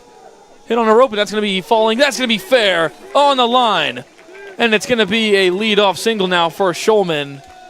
And oh boy, does Ryan Grayshak want that one back after the 0-2 pitch was not called a strike. Yeah, we saw a similar pitch called the same last inning, and it looked exactly like the same spot, but it's going to go down as a single for Schulman. Great hit there. It just kind of seemed like he hung up when he rounded first. I feel like he could have extended too, but also Wallace with the speed getting to that corner was definitely big to keep him there, and now Grayshak back to looking over his shoulder. That one's upstairs. Goes to 1-0. Rusecki in his last time up started that scoring parade for the Cavaliers. Had the single to start off the inning. He came in to score and two others, and now they have that 3-1 lead here late in the sixth. That one goes inside again. Goes to 2-0. Yep. And now Levy's going to come out, signal, kind of settle everybody down here for a second. Know that Schulman can steal here. Again, the Cavaliers just know what they did last inning by extending a lot of the base runners on the diamond around. So if they can get it here again, it'd be important. The 2-0, Grayshak, right over the plate. That one will be called a strike, and a big one needed there. 2-1 now with the guy on. Morel kind of looks to his right, then left, and then calls it. It's like a cool little head bob. From what it looks like from Mike's vantage point, it looks like Morel's trying to ask for help before he delivers his calls. The 2-1 on the outside gives his little head bob, but that one will be a ball. Goes to 3-1. Well, Levy's so tall, too. It's like he's kind of got to go off to left more than over Levy sometimes. And now 3-1, Grayshak trying to avoid from falling behind. That one will be fouled away, runs it to a full count. First full count of the night for him, and already he's 21 pitches down. He's pretty balanced. He's got 10 strikes, 11 balls. I mean, he's kind of going back and forth, trying to see what he can't get from the batters, reaching out for a couple of these, but for the most part, he's been able to deal.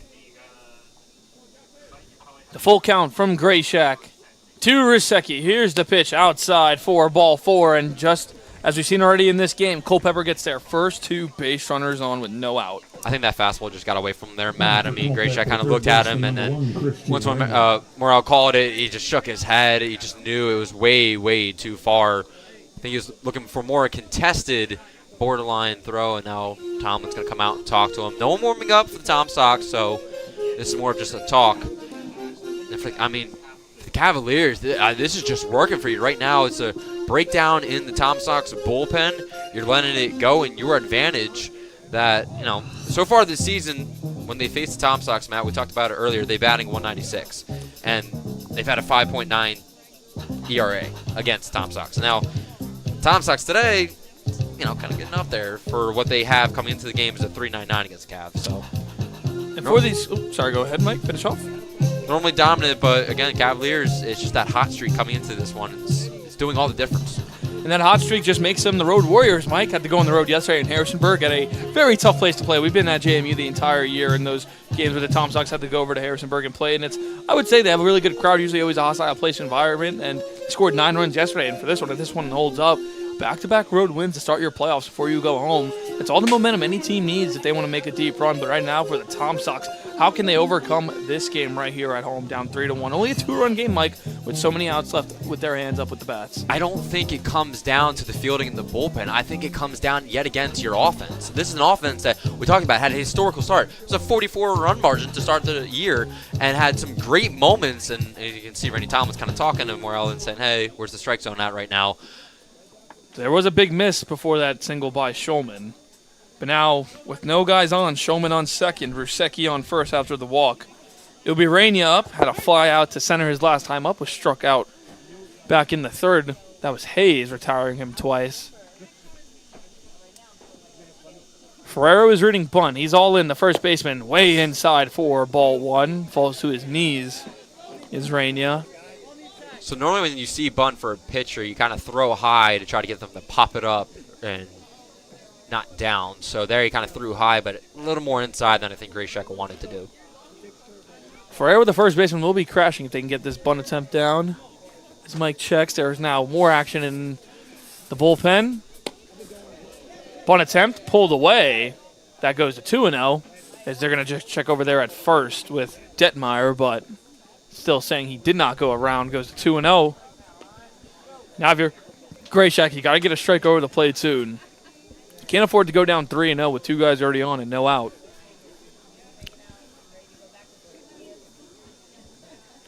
The 6-6 righty delivers. Still shows bunt, and he's going to get one down. It's going to be Ferrero crashing. With that crash, they go to third for the force out, and they're going to get him. Caden Ferrero, what a play. Coming in, crashing in, throwing the first for a big first out. Goes 3-5 in your scorebook.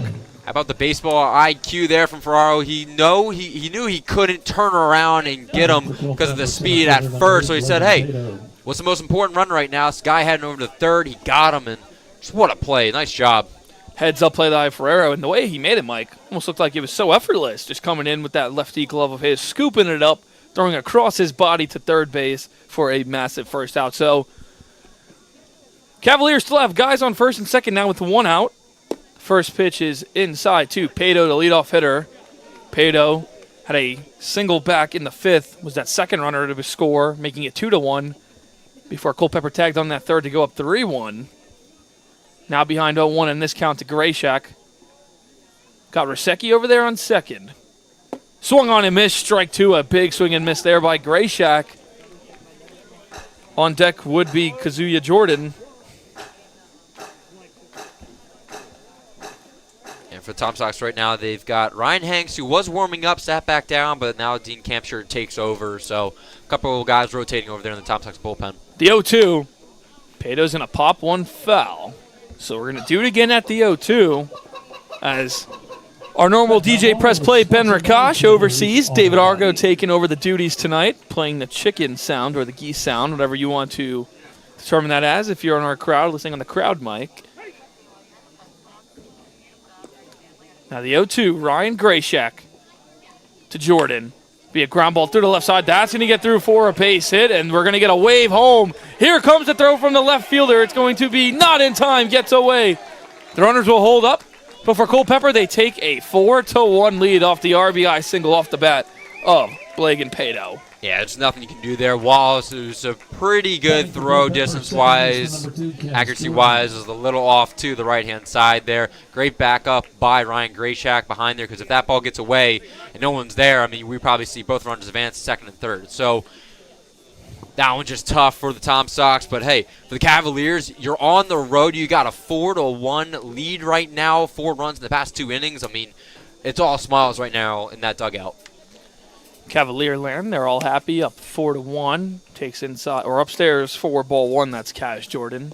From VMI, on deck would be John Howard, who's also made a big case in this game.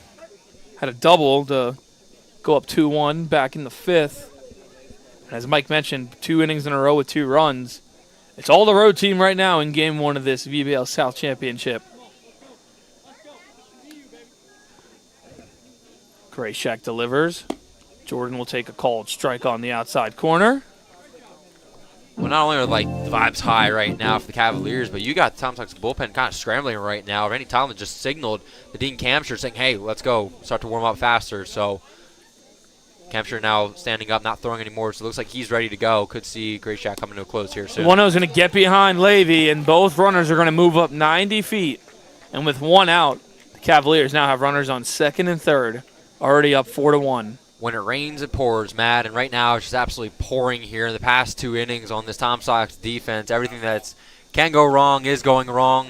It's going to be rolled as a pass ball. They had 3 during that 15-11 loss that actually led to a couple of base runners getting in scoring position and then obviously scoring. So Cavaliers are in prime position now. Tom Sox infield is up. Grayshek, the 1-1, and that's going to be a popped up. Ryan Wynn has to track back. He'll squeeze it for the second out, but for Grayshek, that's very big now with 2 outs. Holds both runners still at scoring position, but no one comes home to score on that. So in a 4-1 game with 2 outs, now it's up to John Howard to try to bring home more offense for the Cavaliers. Well, and Randy Talmadge went back into the dugout, so I think that Gray Shack's got the rest of this inning as long as he can find a way to punch out this final batter. But for now, again, still dangerous. Cavaliers rallied with 2 outs before. They can do it again here. 2-out rally has been the story of this game. Tom Sox got their first run on with 2 outs. 2-out hitting by the Cavs back in the 5th inning. And now with 2 outs here, they'll try to add on as Gray Shack's hat falls off, goes to 1-0 on the batter. It's John Howard, the Mount Olive College player. Gray Shack's throwing a lot of heat right now, Matt, fastballs, and that hat needs to, I guess, tighten up a little bit, but I have one, and it's kind of, I don't know, it's hard to do it. Flimsy hats, you'd say, but pitching to Howard. Howard, usually the third baseman, played mostly at third this season, playing first tonight. Takes one outside, runs up to 2-0. Still noise in that Tom Sox bullpen, even though Mike was trying to debacle that fiasco in this 4-1 game. Serenia over on third. Pato on second. 2-0 from Gray Shack. To Howard. Outside, now it's 3-0. If you're John Howard, Mike, do you have a green light here? You're already up 4-1. Oh, absolutely. I think John Howard, the most powerful bats in the entire VBL. I mean, we've credited a lot of guys with this title. I think he's definitely in contention for it. I think up 3-0, got 2 outs, might as well.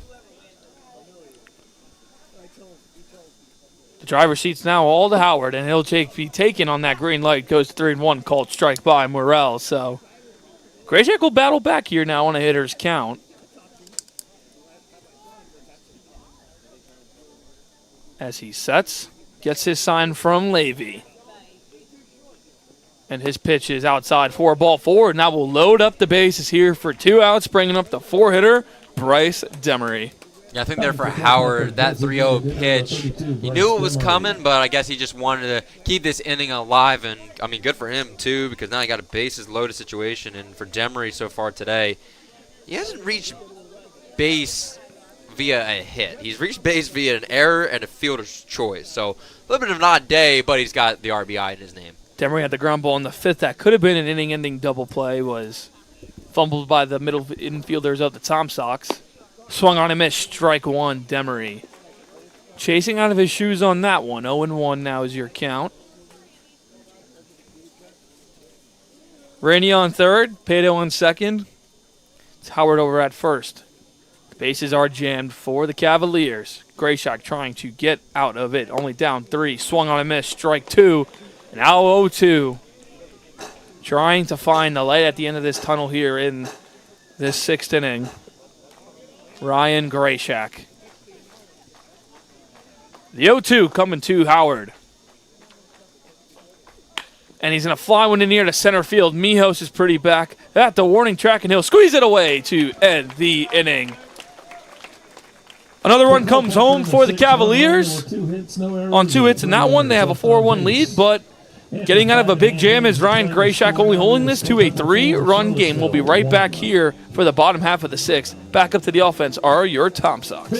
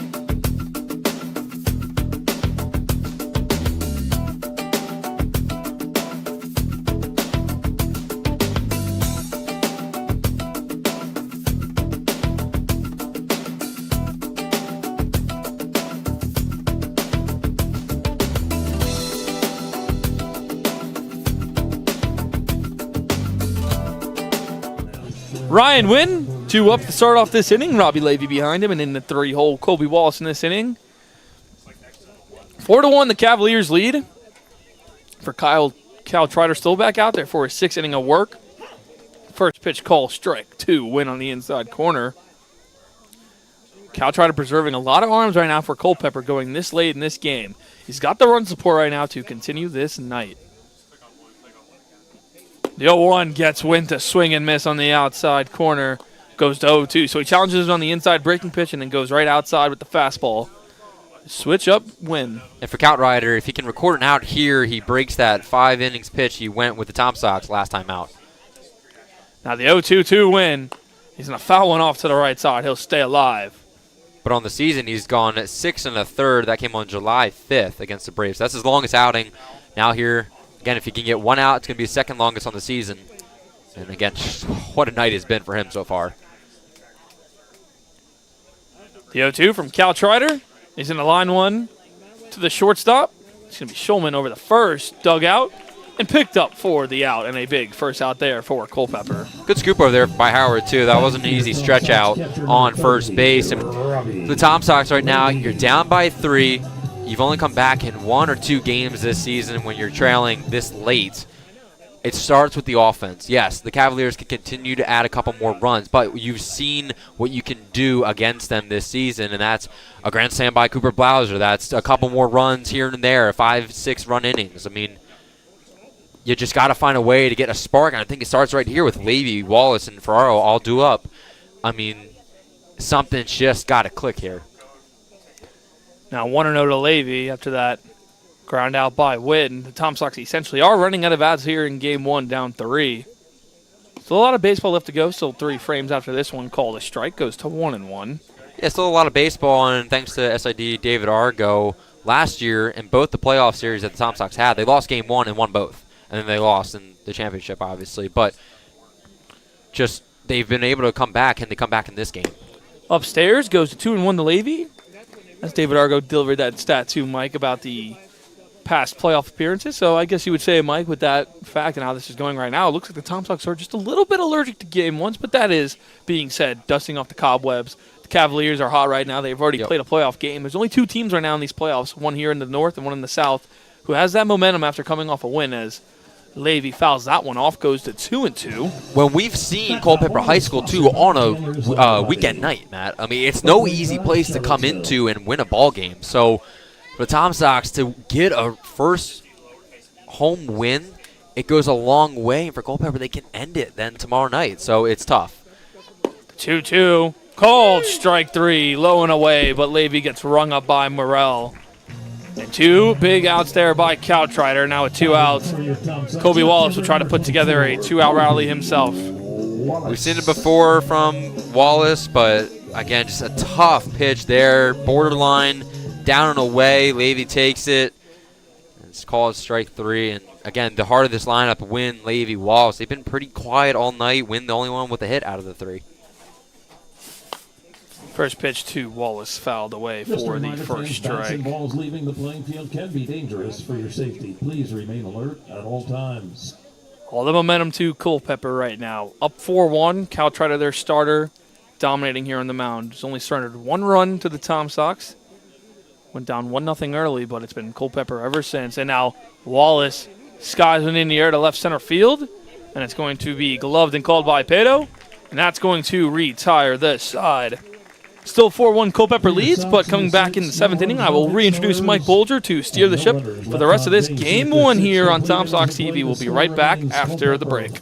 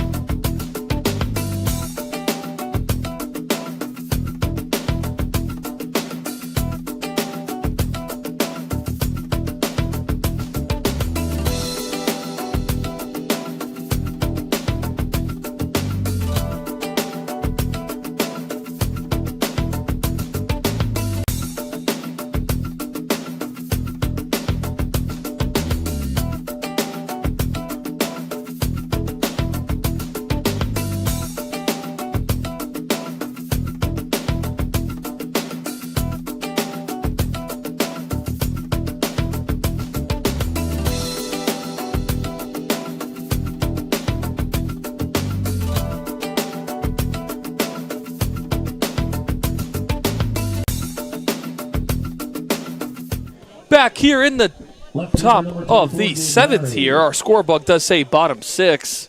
It is the 7th in this game. But now we're going to send it back to Mike Bulger. Mike, steer this ship the rest of the way now. I'll try. We'll see how it goes. Well, the scoreboard just updated. Now we're in the 7th, and the first pitch from Ryan Grayshak in first strike 1. Gabriel Larry up to the plate has a single walk and then a ground out to his name thus far. Now starting off the 7th inning here. The 0-1 count. Grayshak fires. This one just misses outside and high.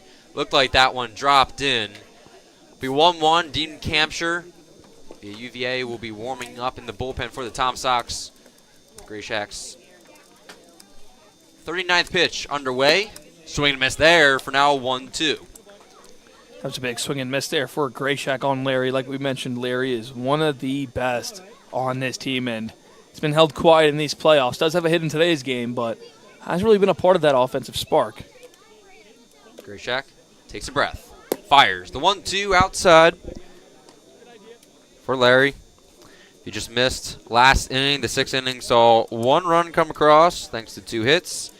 Then the Cavaliers stranded 3 runners on base after Grayshak was able to get out of the inning.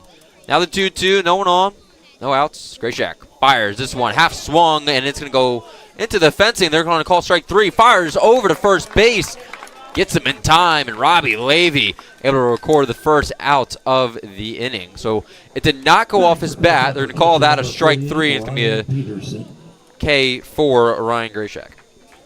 That's a big strikeout there and a big athletic play by Levy to not give up on that ball. Tossed a mask off, ran right back to the back of the backstop. Now we're going to get Randy Tomlin probably end his night here. Grayshak starts off the top of the 7th with an out. Dean Campshire will come on in, and Cavaliers will look to extend their already 3-run lead. We'll see you guys right after this here on Tom Sox TV.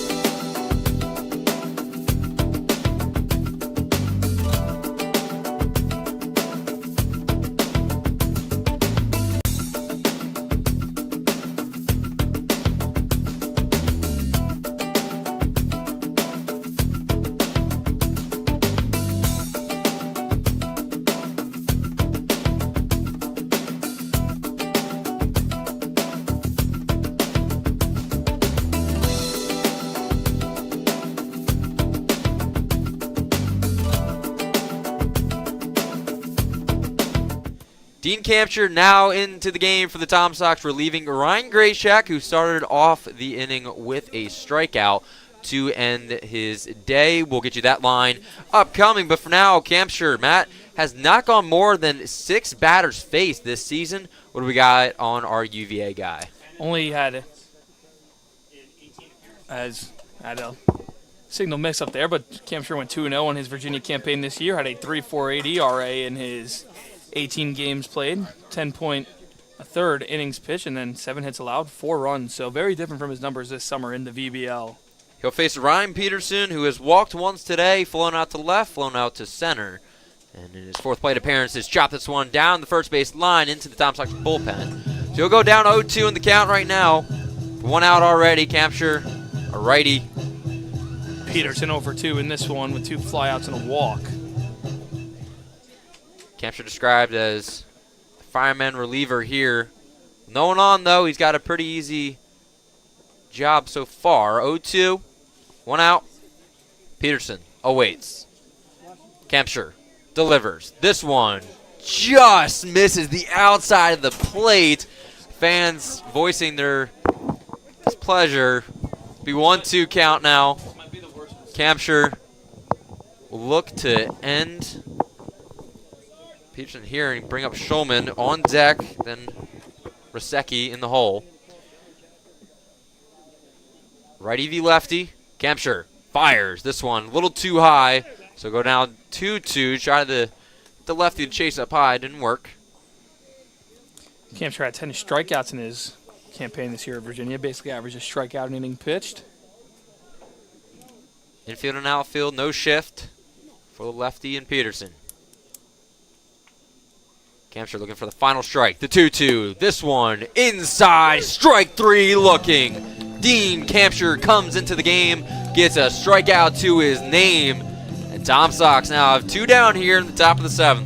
That is a big lefty-on-lefty matchup coming out of the bullpen. Mike gets the strike 3 call on the outside corner there to Peterson, the lefty, who struggled towards the end of the season there. That is a big out there for Campshire, working on a second back-to-back lefty. So Randy Tomlin gets that lefty to come in to face these 2 lefties, and we'll see if he can get Schulman here how he got Peterson. Strikeout from Grayshack, a backward strikeout from Campshire, and now the first pitch down on the way for 1-0 to Tyler Schulman. Back-to-back lefties here for the Cavaliers. In the top of the 7th, up by 3. Have scored 4 runs in the past 2 innings. Tom Sox looking to put a 0 on the board here and end that streak. Campshire can do it here with 1 out. He fires inside. Schulman had a dodge out of that one. It'll be 2-0. That running fastball just went a little too inside Mike. Lost his spot there, but still a 2-0 count. Campshire with no one on, trying to get his Tom Sox out of this one. Another righty v lefty matchup. Or excuse me, lefty v lefty matchup. Lefty delivers. This one right down Main Street. It'll be strike 1 of the at-bat. So Campshire down 2-1, looking to fight back here. Schulman looking for his 2nd hit of the night. He struck out once, grounded out once, and had the single in the 6th, where he scored and was the only runner to score that inning. Now the 2-1. This one drops down a little too low. It'll be 3-1. First 31 count for Campshire. Mike, I just can't really read here on Jesus Myrtle of what he's going to turn around and ring up for a strike. Does the same back off every time a pitch is thrown. 3-1 here. Campshire's looking to get that signal from Morel behind home plate. 3-1. This one down at the feet of Schulman. So the Cavaliers have the first base runner of the 7th on. Bringing up now Jackson Rusicki. Right fielder number 40, Jackson. And no out's going to be a bigger one here. Campshire now gets the runner on base, trying to avoid any more runs that come in. The Tom Sox need to concede any run they can. Rusicki will come up to the plate. So far tonight, 1 of 2. Had a single, walk, and grounded out. As Cavaliers' younger bat boy comes out, grabs the bat. The bat's probably taller than him, but he's able to get it up and over there. It's kind of funny. He's definitely one of the heart and soul players, I guess you could say, of the Cavaliers. He comes in, and the players definitely get hyped up when they get into the dugout. First pitch in for strike 1. Just able to grab the inside of the corner to the righty. Good pitch there by Campshire trying to go outside on that fastball. He'll go at it again here. Campshire joined the squad on June 26th, looking to extend Tom Sox season. That one in for strike 2 here on July 26th. So a month later, Campshire already with 1 strikeout in the inning. He walked a batter on the first, but now he can end it here. Jackson Rosicki awaits. The 0-2, 2 outs. Campshire fires. This one lined into left field. It's going to get down. And just like that, the Cavaliers keep the inning alive with a walk, a single, bringing up the bottom of the lineup, the 9-hole in Christian Reyna. Great 2-out hitting there by Rosicki going on that inside pitch right over the head of Blauser down the line. And that's a big single there. And now 2 guys on. The Cavaliers still making noise, Mike. Nothing going on in the Tom Sox or Cavaliers bullpen, so it's all Campshire for now. Coming in for the lead for Ryan Grayshak. Started off the strikeout. Now he's allowed 2 runners on. 0-0 to Reyna. That one down in the dirt. Robbie Levy had to bat it down. Keeping runners on where they're at. Pretty packed crowd here for Military Appreciation Night. As the sun is officially set. The lights are in full force. And all eyes are on the field here in Game 1 of the South Division Championship. 1-0, 2 outs. Campshire takes a breath. The lefty delivers. This one high and outside. It'll be 2-0 now. Campshire has to come right back here at Reyna with a fastball. He's got to get him here. Reyna able to strike out fly out and had a big bunt attempt where he ended up being safe, but we saw Caden Fryer flash the leather over at first. Season high is 1 strikeout. If you can punch out 2 here, it would be a big one. In the 7th, this one, again, about the same spot. Can't grab that top left of the strike zone. So go down 3-0, potentially loading the bases and then bringing up the top of the lineup with Pato, Jordan, and Howard. All waiting for their chance in the dugout there. 3-0, Campshire. Probably a fastball here. This one it is, but it hits the batter, and the Cavaliers, with 2 outs, have loaded the bases, bringing up Blagan Pato. Tonight, he has 2 hits, both of them singles. He's 2 of 4, grounded out and flew out to start the day. Now here in the 7th, this will be his he's had a plate appearance in the past 3 innings now. That just tells you what this Cavaliers lineup has done. And for Pato, did score a big run back in the 5th, and this is the 2nd inning in a row, Mike. The bases are now loaded for the Cavaliers. Tough spot right now for the Tom Sox. The 0-0 down. Robbie Levy bats it with his chest. And still no action in the Tom Sox bullpen. It's all Campshire for now. So far this season, he's got a 6.75 ERA. This will be a 6 mound appearance. And 5th inning out here for the Charlottesville Tom Sox. With the bases loaded for the Cavaliers. 2nd pitch, again, down away in the dirt. Robbie Levy's going to have to go out to the mound. And Matt, I mean, what do you think Levy's talking to here to Campshire? He's got to tell Campshire right now the bases are loaded with 2 outs. You're 1 out away from getting it out, no matter how you get that out. You can do it here at the plate. You can do it in the infield. You can lead the ball in the air and have your outfield depend on catching a fly ball. But right now, you're already down 2-0 in this count. You cannot put this base runner anywhere. You're running out of outs early in this series. It's only a best of 3. The Tom Sox are only chasing 3 right now, and they need to be chasing 3 when they get back up to the bats. You have to assume the 2-0 count. A strike is coming here soon after you saw the previous batter get on with 3 balls, and then he got hit in the back in Christian Reyna. That's who's on first. Rosicki on 2nd. Shulman over there on 3rd. Payne, this one right down the middle for strike 1 to Pato. Looks like we are getting some action in the Tom Sox bullpen, so Campshire might not be going more than the 7th inning here. That's if he can get out of it. Cavaliers lead it 4-1. They've got a prime position here to extend that lead. Pato swings. This one grounded to Ethan Gibson. He's going to flip it over to Ryan Wynn. Gets the tag out at 2nd to end the inning. A huge sigh of relief from Dean Campshire. Retires this side with 3 base runners left on base. We're headed to the bottom of the 7th with the Cavaliers up 4-1.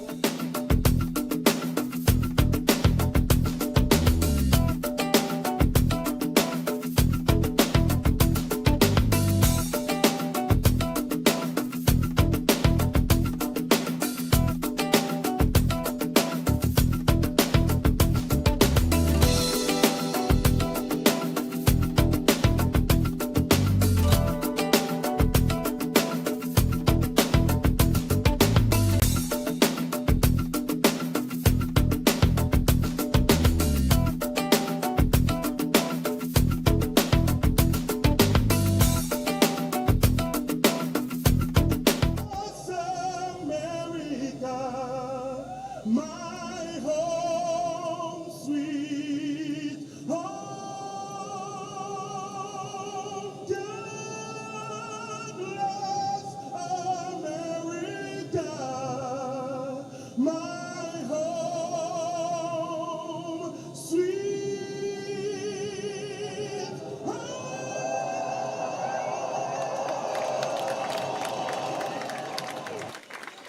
right, now it's time to stay on your feet or get on your feet for the 7th inning stretch. And remember, the loudest voice. Welcome back to Tom Sox TV. As you guys can hear that is the crowd standing up, appreciating everybody who has served in our military, both men, women, who have given up so much to protect our country so that we can sleep here, call baseball games, do so much. We appreciate everything that you guys have done, and the Charlottesville community showing that here, Matt.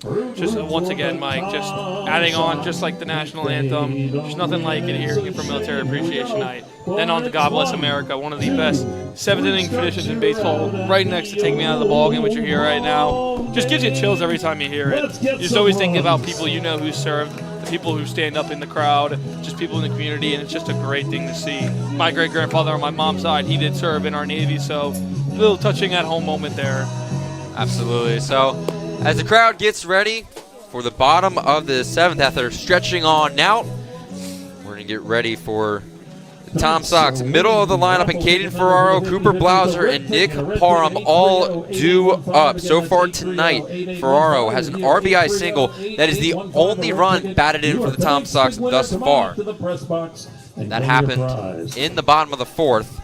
Ever since Tom Sox have gone silent, Blauser also 0 of 2, and then Nick Parham has a single. He's 1 of 2. So, a couple guys, a couple hits tonight for the Tom Sox. We'll look to get going here with the first pitch underway. It'll be 1-0 count. We do have action in the Cavaliers bullpen, so we could see the end of Tyler Coutrider's night, which has been an incredible one, to say the least. Second pitch just misses the inside. It'll be 2-0. To Caden Ferraro. And warming up for the Cavaliers, it's number 47. I checked earlier. I didn't see a 47 on their roster, so I'm not totally sure. We have seen some situations where jerseys are swapped out, but third pitch, called ball for 3-0. 47 on paper right now is reading Levi Wilson out of Thomas University. Look likely to fill in here for Couchrider once his night's done. Couchrider, the 3-0. That one just grabbing the outside of the plate. It'll be 3-1. Ferraro kind of thought he had a walk there. He'll step back in. Couchrider tonight, 56 strikes, 22 balls, for a total of 78 pitches. 3-1. That one outside again. Grabs the plate. Ferraro cannot believe it. And the crowd cannot believe it either. Just speechless right now, Mike. It's a very important game here in the VBL. I mean, it's the playoffs. When you talk about the playoffs, you want the best two in these games, and we're not the umpires, but it's not been the best night for Jesus Morel. Full count. This one inside. Strike 3 looking. Called strike 3. 2 outside, 1 inside for Morel behind home plate. That'll bring up Cooper Blauser, the righty, looking for his first hit of the night. I mean, you really can't make it up, Mike. You can't. So, unfortunate for Blauser. I mean, for Ferraro, my apologies, had the 3-0 advantage, but heads off to Couchrider working back end, fighting his own zone there with Morel. First pitch is a called strike looking to Blauser for 0-1. Tom Sox now down to their final 8 outs of the night as we head to the back third of the game. Started off pitcher's duel in the first 3, 0-0, and then as we got to the middle, swing and a miss there from Blauser, 0-2. So we got to the middle, Tom Sox scored first, then Cavaliers struck back with 4 runs in 2 innings. That'll make this a 4-1 ball game here in the bottom of the 7th. Blauser, the 0-2, looking to avoid his second strikeout of the night. This one fired way outside in the lefty's batter's box. That's 1-2. And for Blauser, just got to get on base any way you can for your team. Got someone in Nick Parham who could make damage, especially with guys who are on base. Blauser awaits the 1-2 outside again. It'll be 2-2. Coutrider looking to find the zone here as looks like Cavaliers have slowed down their relieving pitcher's warm-up process a little bit. Just kind of standing there out in left field. 2-2, 1 out, no one on. Blauser awaits. This one chopped down third base line and goes all the way out to the parking lot.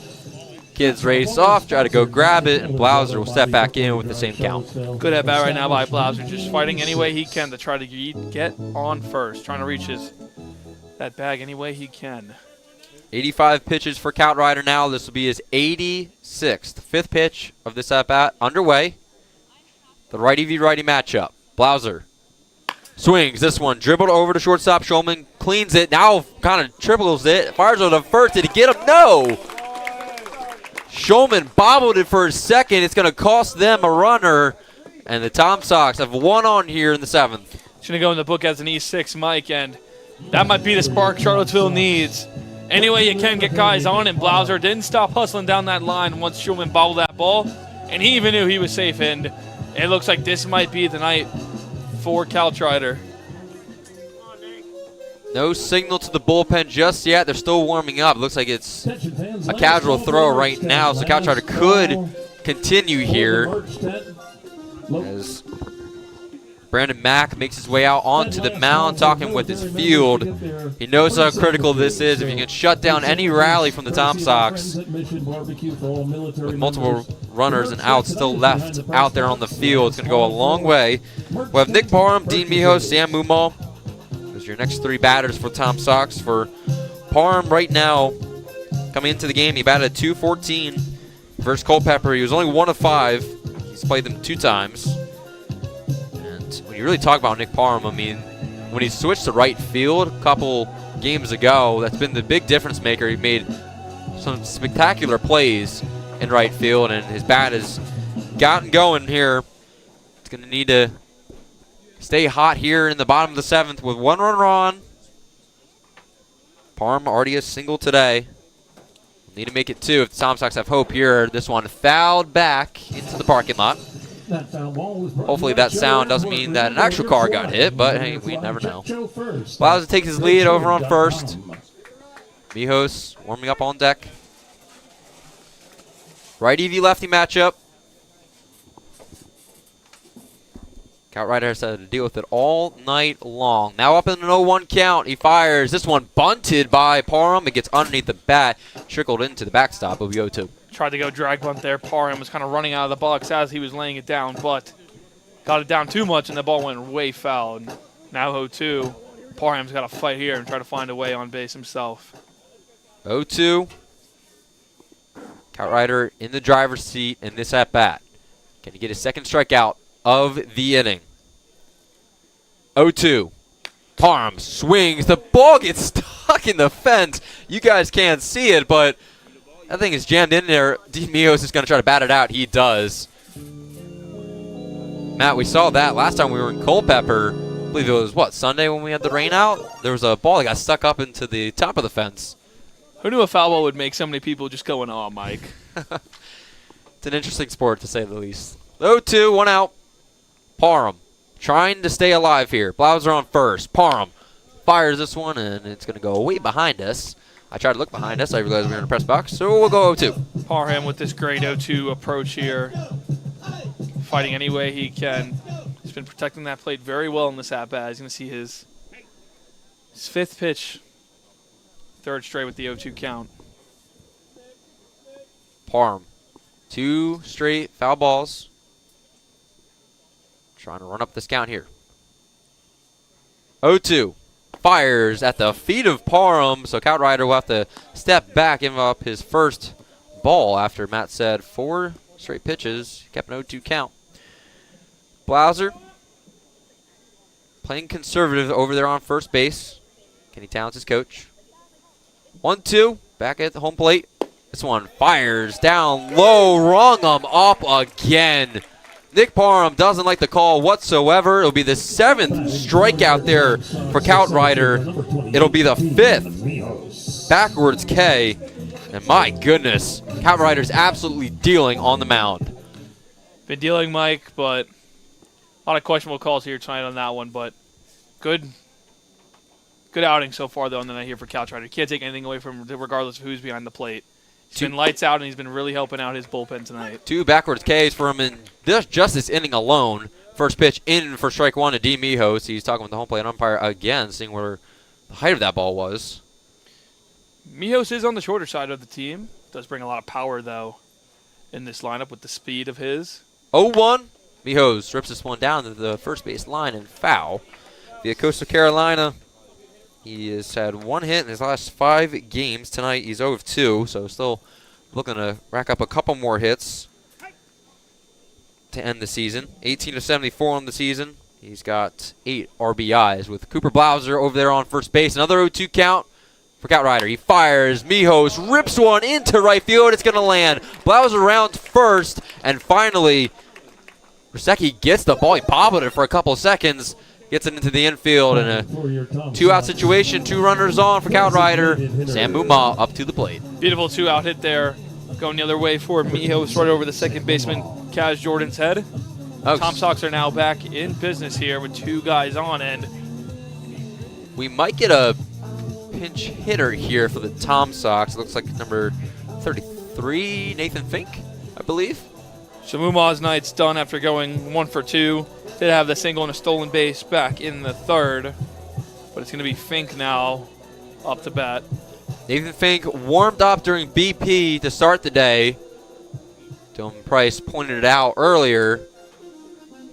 Now we'll get another mound visit here. No signal to the bullpen just yet, but everybody's kind of giving him some fist bumps, taps on the shoulder, and yep, there it is. Coutrider's day will be done. He gets a standing ovation from his away crowd and from his team coming out all the way to the dugout to the left of us.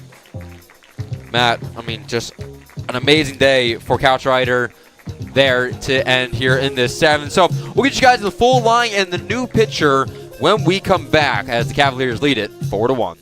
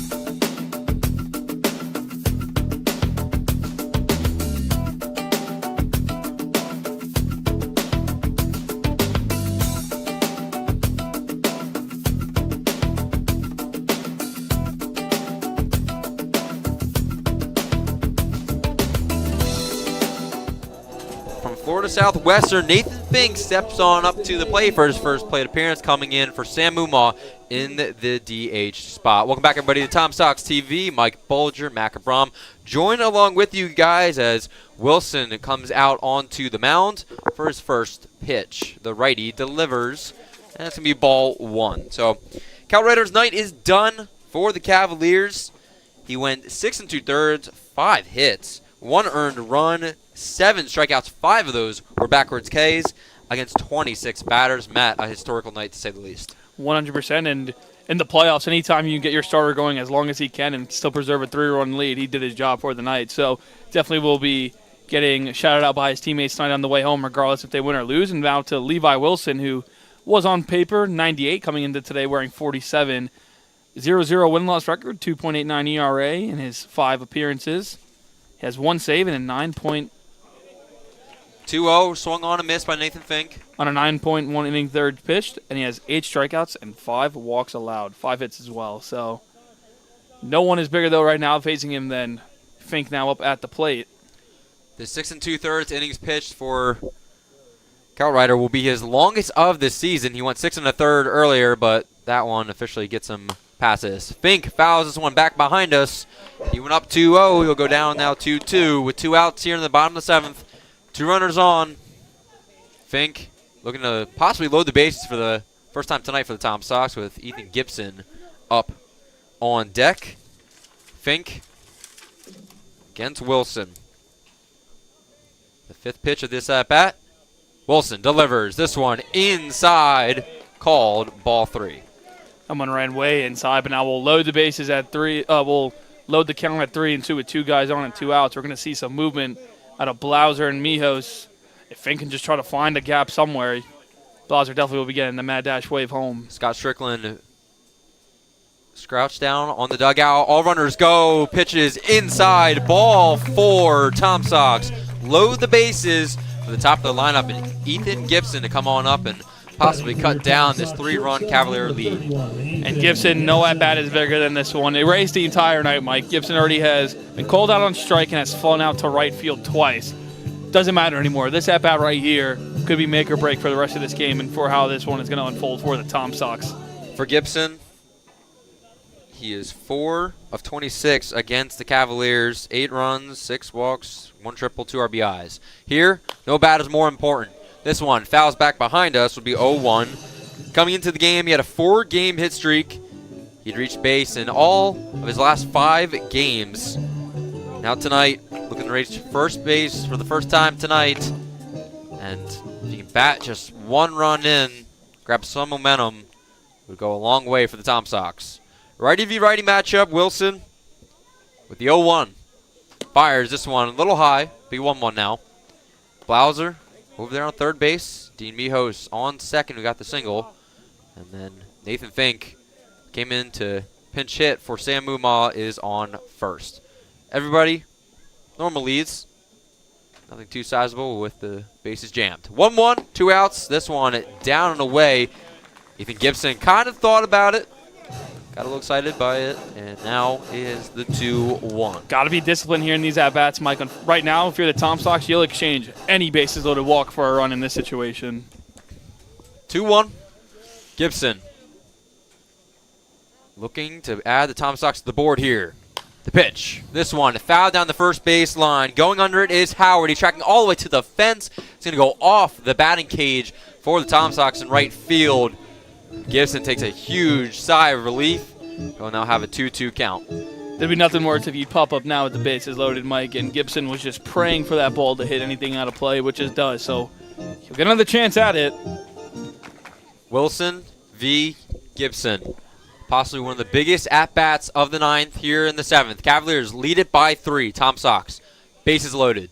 2-2, 2 outs. Gibson awaits the pitch. This one, a little blooper right to Wilson. He's going to make the grab and end the inning, ending any hope that Tom Sox had to add a couple runs to the 7th. And, man, what a huge defensive stand here for the Cavaliers. Tom Sox will be back up on the defensive side, looking to keep the score the same. We'll see how they do it. Headed to the top of the 8th here on Tom Sox TV.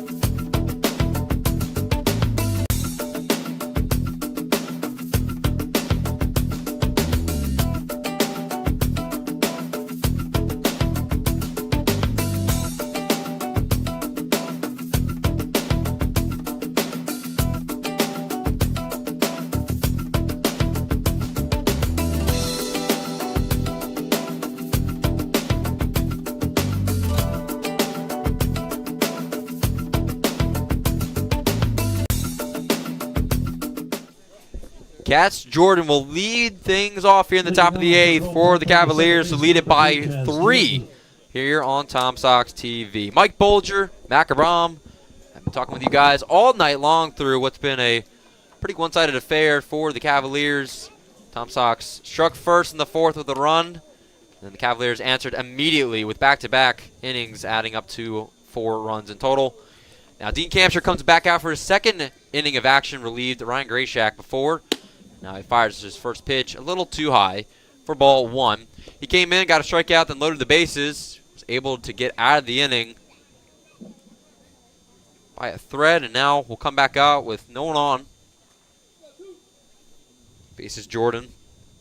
2nd pitch. This one foul down the first base line. Will be 1-1 for Jordan tonight. He's had an RBI double in the 5th. He's able to score 1 of those 4 runs. He's flown out 2 times, grounded out once.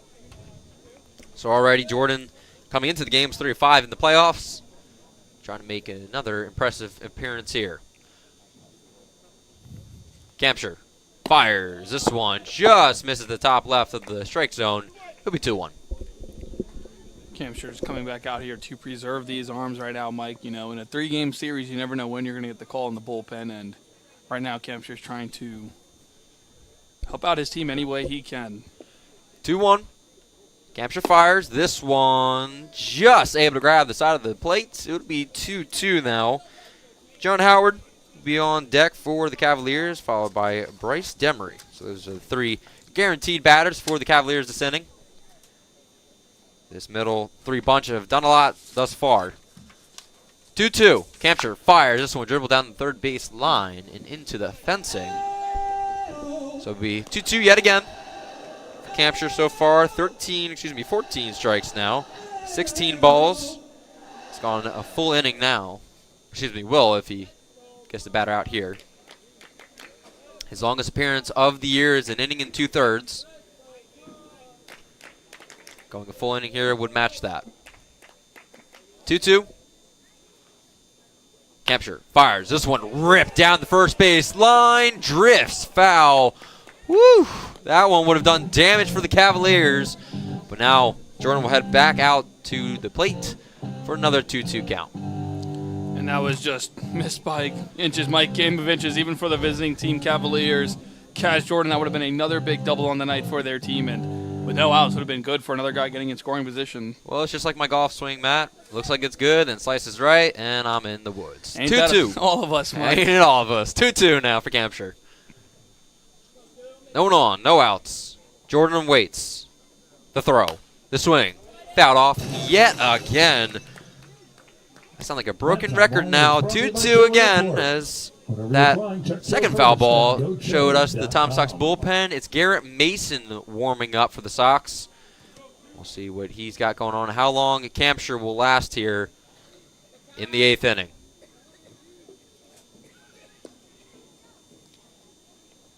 Two-two. Campshire fires. This one gets the outside of the plate. Jordan goes down looking. He's going to talk to home plate umpire, but it doesn't matter. 1 out here in the 8th. That's a big strikeout there for Campshire, getting that inside corner to get the called strike. That's going to bring back up the 3-hitter, Mike, and John Howard. John Howard, we've mentioned him all night long. The power hitter here for the Cavaliers. He's got 6 home runs headed into this game, and 3 of those were solo, so he has no problem scoring by himself. First pitch down and away for ball 1. For Howard coming into the game, he's 2 of 4 last night, had a double that scored 1, then he was able to score off that double later in the inning, so responsible for 2 of the 9 that Cavaliers needed to trump the Turks. Now the 1-0 count here. He takes this one down and inside for strike 1. That one able to just drop right in. Now with the 1-1, Campshire's got to go right back here at Howard. Try to get him to induce a ground ball or a fly ball. 35 hits on the season. Howard tonight has 1. 1-1 outside for 2-1. Howard has also gotten on base via a fielder's choice that he scored the RBI with. And then he was able to walk in the 6th. So, already a pretty good night for him. via Mount Olive College. Lefty v righty matchup. Campshire fires the 2-1 swing and a miss there. Man, that swing has some power to it. It would be 2-2. Big swing and miss on that outside ball, and the game right now is all in the hands of Campshire to try to keep this a 4-1 game, and it would be big here if he can get Howard to fan. Already 1 strikeout in the inning 2. It is 1 full now inning pitched. 2-2, 1 out. Campshire fires this one, dribbled over to Ryan Wynn, gloves it, fires the first. We've got 2 down here in the 8th. And that's just another big out here for the Tom Sox to get right back up to their order of the lineup. But now it's going to be the 4-hitter again, Bryce Demery. You can't run away from him. He's been coming up in big moments all night, and what more would be to start another big 2-out rally here for Culpeper. We've seen a lot of situations where Cavaliers have rallied with 2, but for now, Campshire will be relieved. Incoming now is Garrett Mason as Randy Tomlin points to the bullpen. We'll get you guys the final line for Campshire and what's coming up next for the Tom Sox right here on Tom Sox TV.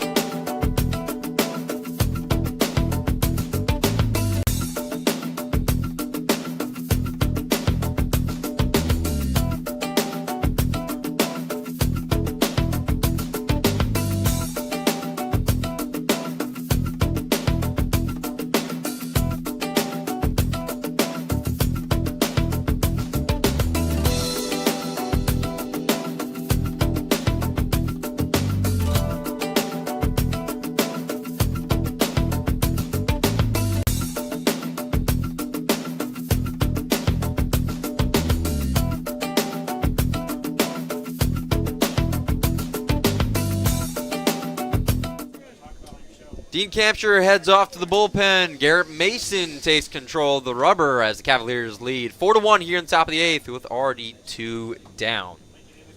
And for Garrett Mason just coming on to make sure with 2 outs, Bryce Emery does not create a 2-out rally for his Cavaliers. First pitch is in for strike 1 to Bryce Demery from Lynchburg so far today. He has reached base via an error, a fielder's choice, and he struck out once, and he flew out to center field. The 0-1, this one drops in. Nice pitch there from Garrett Mason. Coming out here for the Tom Sox already. Only needs 1 more out. Longest appearance of the season. Inning in the 3rd. This will be his 5th appearance in July. The 0-2 fires down in the dirt, try to get in the chase. Didn't go. The 1-2. 7th appearance of the summer, Mike with a 3.37 ERA in his 5 point in the 3rd innings pitched with 6 strikeouts, allowing 4 hits and 3 walks. 1-2, 2 outs, no one on.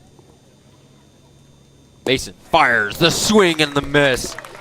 Garrett Mason comes into the game, shows off the speed, and retires the side. Cavaliers lead at 4-1, headed to the bottom of the 8th. Tom Sox with the middle of their order coming on up. A look to make some noise here on Tom Sox TV.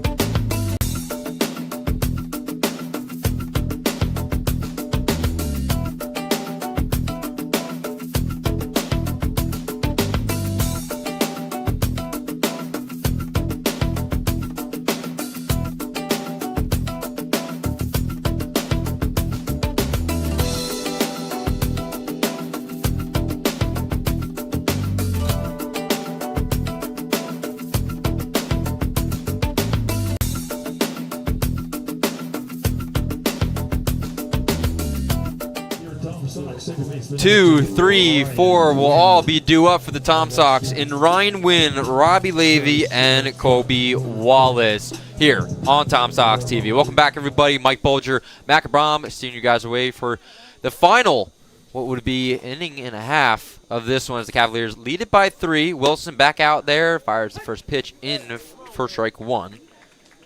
And Ryan Wynn due back up.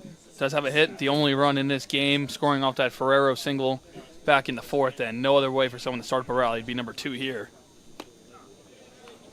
Second pitch, swing and a miss there for 0-2 now. So Wilson starting off strong in the inning after Garrett Mason threw 4 pitches, relieving Campshire in the top of the 8th, was able to get out of that one. So now Tom Sox looking to make some noise. The 0-2, this one hit pretty well in the right field. Rusecki says he's got it. He does. And now there's one down here in the 8th. Robbie Levy up to the plate. And Mike, these Culpeper pitchers in both Caltrider and Wilson have just been able to get those quick 0-2 counts on these Tom Sox hitters all night, where they got to make them second guess some of these pitches, knowing that they got to protect here at the plate. Another induced fly out here by Wilson, and 5 outs remaining here for the Tom Sox, down 3. You got to get some momentum and get some guys on again, just like last inning.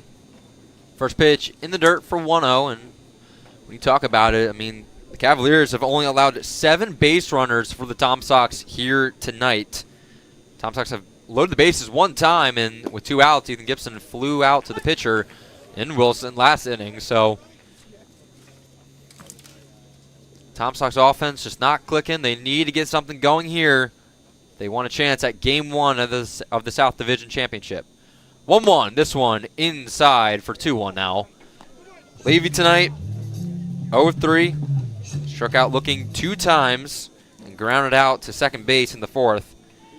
Now here in his 4th plate appearance, he's up in the count 2-1. Wilson fires. Levy takes that one down low. 3-1 now, so he's ahead. Kobe Wallace on deck. Tonight he's also 0-3, flew out to the outfield, and every at bat he's had. And then in the hole will be Caden Ferraro, who hit home Ryan Wynn. The 3-1 outside will be a walk there for Robbie Levy, and now there's some noise happening here for the Tom Sox. Mike, are you ready for this crazy stat on the night? Maybe, I don't know. That is the first walk of the night allowed by Culpeper. You go back to Caltrider's dominant performance on the mound, or second now, as David Argo tells me, just trying to make sure that point streak wasn't updated late. But still, going back to my point, though, you go back to Tyler Caltrider's night, his final stat line just gets more impressive that he didn't allow any walks. He got 7 strikeouts, 6 of them being the backwards K, only allowing 1 earned run on the 5 hits allowed by the Tom Sox. Wallace takes that first one outside for ball 1. And you look at the Cavaliers' bullpen with the rest of the VBO. I mean, Matt, they're dead smack in the middle for everything. They're the 6th best bullpen, 6th in ERA, 5th in hits given up, 6th in walks, and then 6th in strikeouts. So Kobe Wallace pops this one up into the infield. Calling it off is Renea. He's going to drift in. He lost the ball. Robbie Levy goes over to second base. He'll get tagged out because he held up on first. I'm kind of surprised no one called the infield fly rule there for a second. But no infield fly. There was only 1 bag occupied. So it'll be 2 outs. So it'll be 2 outs now. 0 count for Caden Ferraro. So you just exchanged 1 guy on the base path for an out. For Levy, he'll get to throw in his equipment quicker now. But now for the Tom Sox, got to get some more momentum here. Got to get another base runner here. Make this a game. Make the tying run come up to the plate. Ferraro hit the only run home for the Tom Sox tonight. Takes that first pitch in for strike 1. This will be 0-1. Cooper Blauser on deck. Behind him will be Nick Parham. So we head to the bottom half of this Tom Sox lineup. Nothing going right now. Looking for a spark here. 2 outs. This one chopped and flown into left field. Chasing it is Larry. He makes the grab, and it ends the 8th inning. Cavaliers walk 1. Tom Sox strand 1 as Cavaliers lead it 4-1, headed to the final inning of action. Tom Sox Cavaliers down to the final 3 outs. What happens next? We'll catch you guys in the 9th here on Tom Sox TV.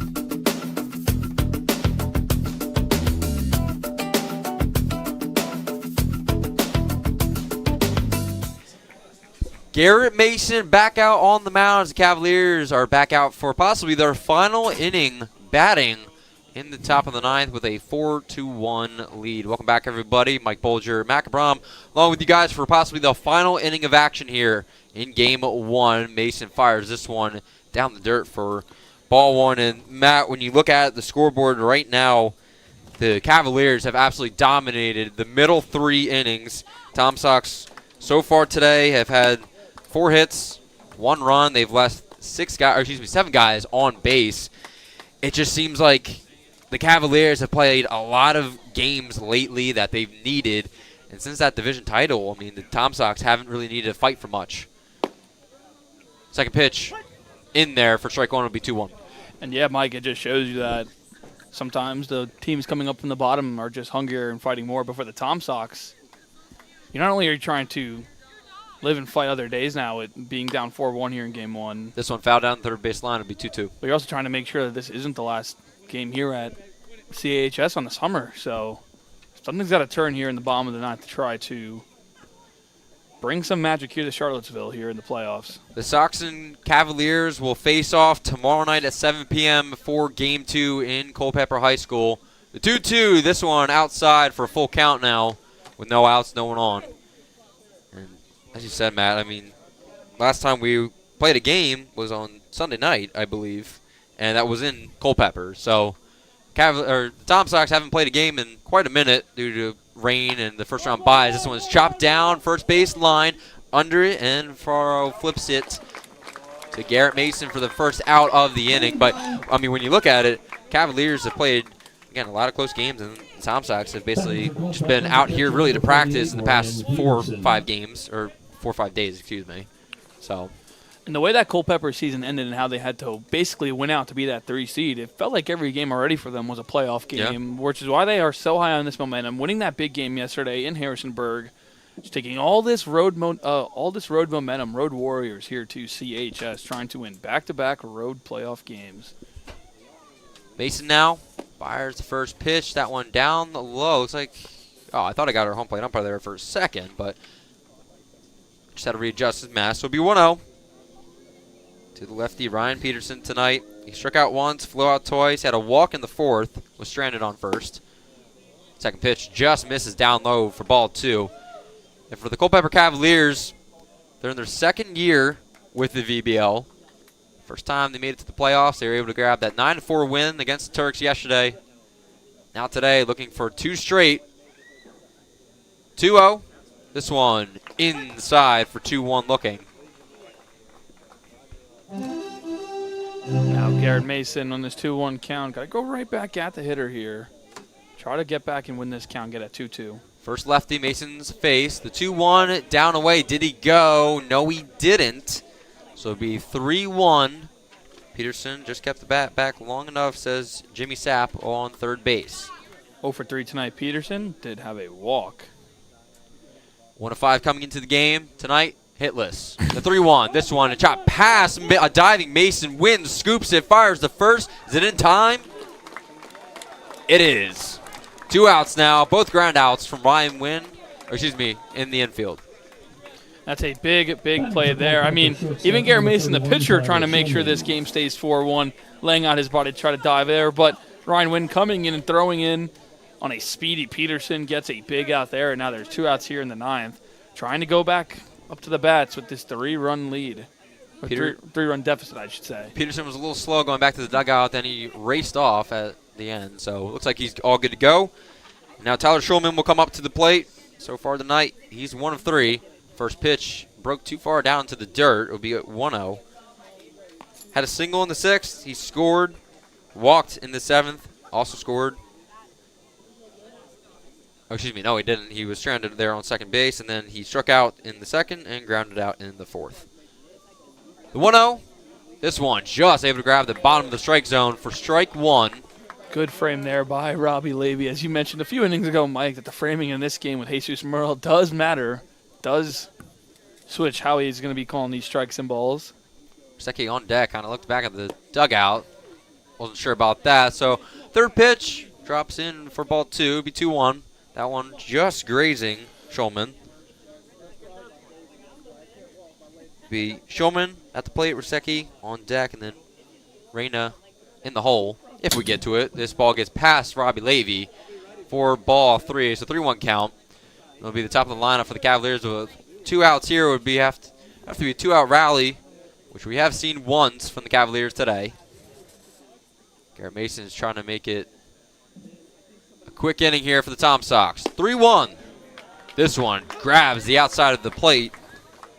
For strike 2, we've got full. Mason came into the game in the 8th, finished off the inning with a key strikeout.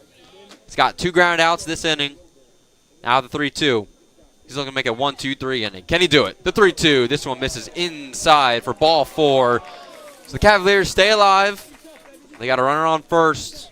Now coming Jackson Rusecki. Rusecki with a big opportunity to keep this rally going for Culpeper. They've been very quiet after scoring that 4th run here, but with 2 outs, what we've seen in this game today with how their offense works, they could turn on any way they can, Mike, and can't be surprised if they end up coming to do it again here in the 9th.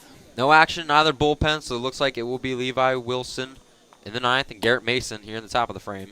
First pitch misses outside, 1-0. Rusecki having himself a day, 2 for 3 in the books. Had a ground out to third, a single who scored. Got walked and scored and had a third or a second single. Again, 3 at-bats in 3 innings. Just have a day. Second pitch, swing and a miss there. He goes down 1-1 now in the count. He came into the game batting 2 of 4 after last night's win against the Turks. Was able to score 1 run. Now today, 2 of 3. So quite the playoff performance, to say the least, from Rusecki to start off the postseason. This one ripped in the left center field. It gets down. Mijos is charging in, grabs it. All runners stay at second and first. The Cavaliers trying to make some noise here in the 9th with 2 outs. 3 singles in his last 4 at-bats for Rusecki, and smart for Shulman to not run the inning out, trying to go to third on Mijos' arm. So it'll be Reyna to try to keep things alive for the Culpeper offense. The 9-hole hitter tonight has reached base. He scored in the 6th, and he flew out in the 5th and had a strikeout in the 3rd. So Adam Dolphinmeyer will come on out, talk to Garrett Mason, and try to settle his pitcher down, looking to just get this final out here and send the Tom Sox down to the bottom of the 9th, where Cooper Blauser, Nick Parham, and Dean Mijos will lead things off. That bottom of the lineup has gotten 2 hits and 1 error, so all of them have reached base tonight, but none of them has scored. We'll need to score in the 9th if the Tom Sox want any chance at this one. So this is game 1. Game 2 happened tomorrow night at Culpeper High School, 7 p.m. on Saturday. You can follow all that on our Tom Sox social media accounts, with possibly a broadcast coming. That's still to be determined. Game 3, if necessary, will be back here at Charlottesville High School on Sunday at 7 p.m. versus the Cavaliers yet again. And the winner of that will head off to the VBL Championship against either the Cannons or Express, who we got an update. The Cannons led 11-3 in the bottom of the 8th against the Express in the north, so they're looking to seal game 1, go up 1-0 in the series. The Cavaliers up 4-1 here at Charlottesville High School. Garrett Mason looks to end the inning. Fires this one, swing and a miss for strike 1. Quite the chop it was from Reyna. Reyna had a chance to try to put this ball in play, and the way he swung on that one was swinging out of his shoes, but now Garrett's got him back in a 1-1 count. Mason fires the 1-1, almost grabs the jersey of Reyna, but he steps out of it. 2-1 now. It'll be Shulman on second, Rusecki on first, and the top of the lineup in Pato on deck. Reyna v. Mason. Mason fires the 2-1, another swing and a miss. Mason throwing some heat to get past Reyna. It's working. He's got a 2-2 now, 2 outs. And you cannot allow Reyna to get on base. Cannot load the bases in this situation. Knowing you're chasing 3 and one of their best hitters in Pato is on deck.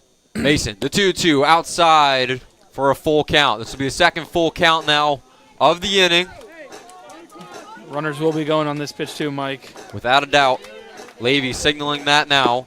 Infield and outfield, no shift to the righty in Reyna. Mason takes a breath. The windup, the delivery. This one hit pretty well in the left field. It's going to drift foul. And we'll come back to home plate and do it again. Good piece.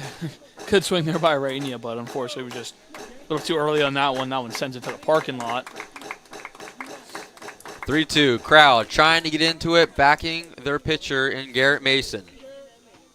Mason. The righty delivers. This one outside, ball 4. The Cavaliers have loaded the bases here in the top of the 9th, leading 4-1.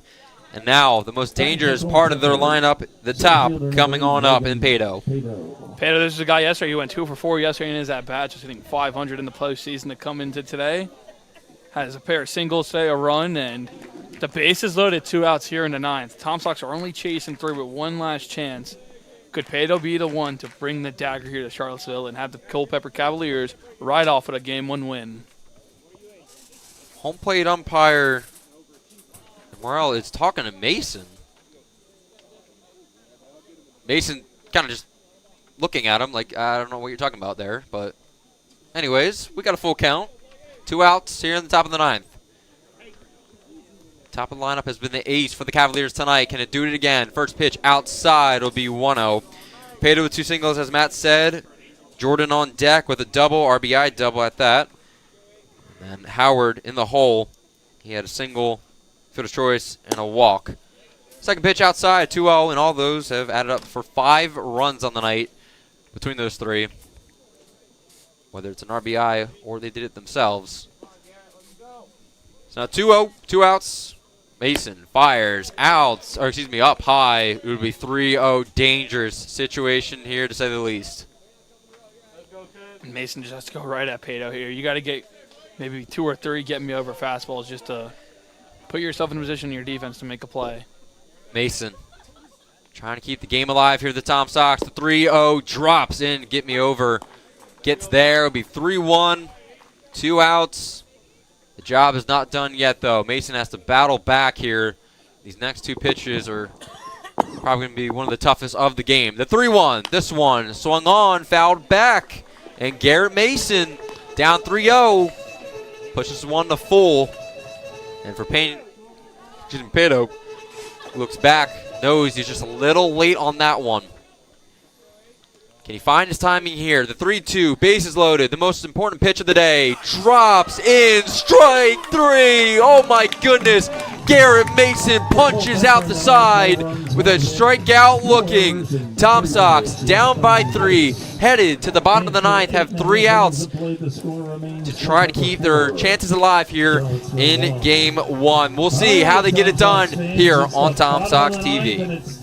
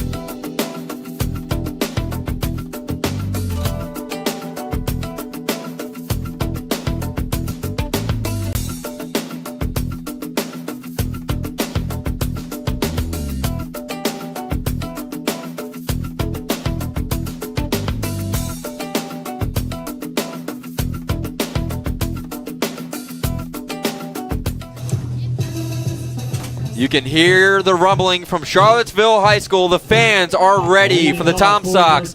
Final 3 outs here in the bottom of the 9th. They trail by 3. They'll face Levi Wilson with Cooper Bowser, Nick Parham, and Dean Mijos all due up. Welcome back, everybody, to Tom Sox TV. It's been a fun one here all day long with Mike Bolger, Matt Cabram guiding you guys through it. First pitch is in for strike 1 from Wilson. Matt, if there's any time to do it, it would be this one. Got to be very disciplined in these at-bats and stretch these counts out as much as they can. Let Wilson overthrow as much as he could. Wilson fires this one, just able to grab the bottom left corner of the plate for an 0-2 count. Blauser tonight grounded out. Excuse me. He had a strikeout. He flew out, and then he had that error in the 7th. He was stranded on third base. Tom Sox loaded the bases. The 0-2, this one drops in strike 3 looking. And Levi Wilson has punched out one here. Tom Sox now down to their final 2 outs. That's Wilson's second strikeout of the night since coming in relief in the 7th, and his second one looking here. Tom Sox just got to get any momentum, get a guy on. Make Wilson uncomfortable when he's on that mound. Nick Parham will try to do that here. He's got a single on the night, and this one hits his foot. He'll walk over to first base. And just like that, Tom Sox have one on here in the bottom of the 9th. Dean Mijos will come on up. He got a single in the 7th. He was stranded on second during that outing. So we look to possibly bat Nick Parham in with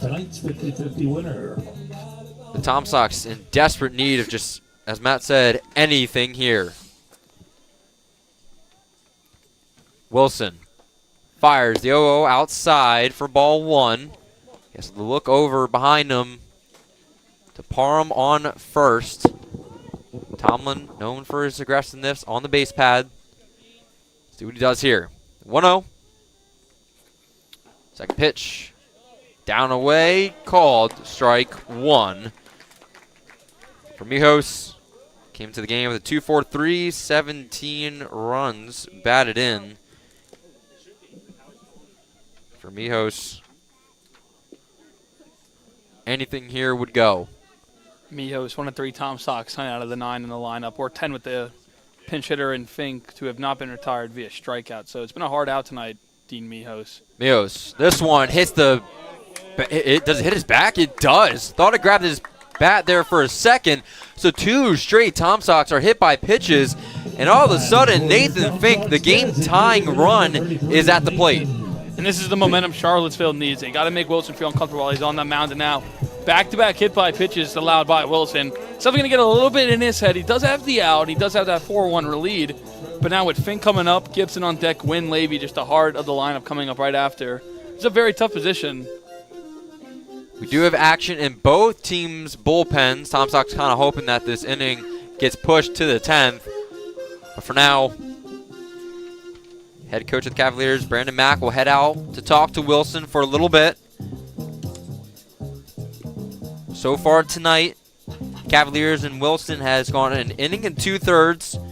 He's not allowed 1 hit. He's not allowed to run. He's got 2 walks and 1 strikeout against 9 batters faced. So he is not allowed 1 base runner. As Cavaliers still have somebody warming up in the bullpen. Looks like that'll be number 22 or 23 for the Cavaliers, so we'll get you guys that in a second.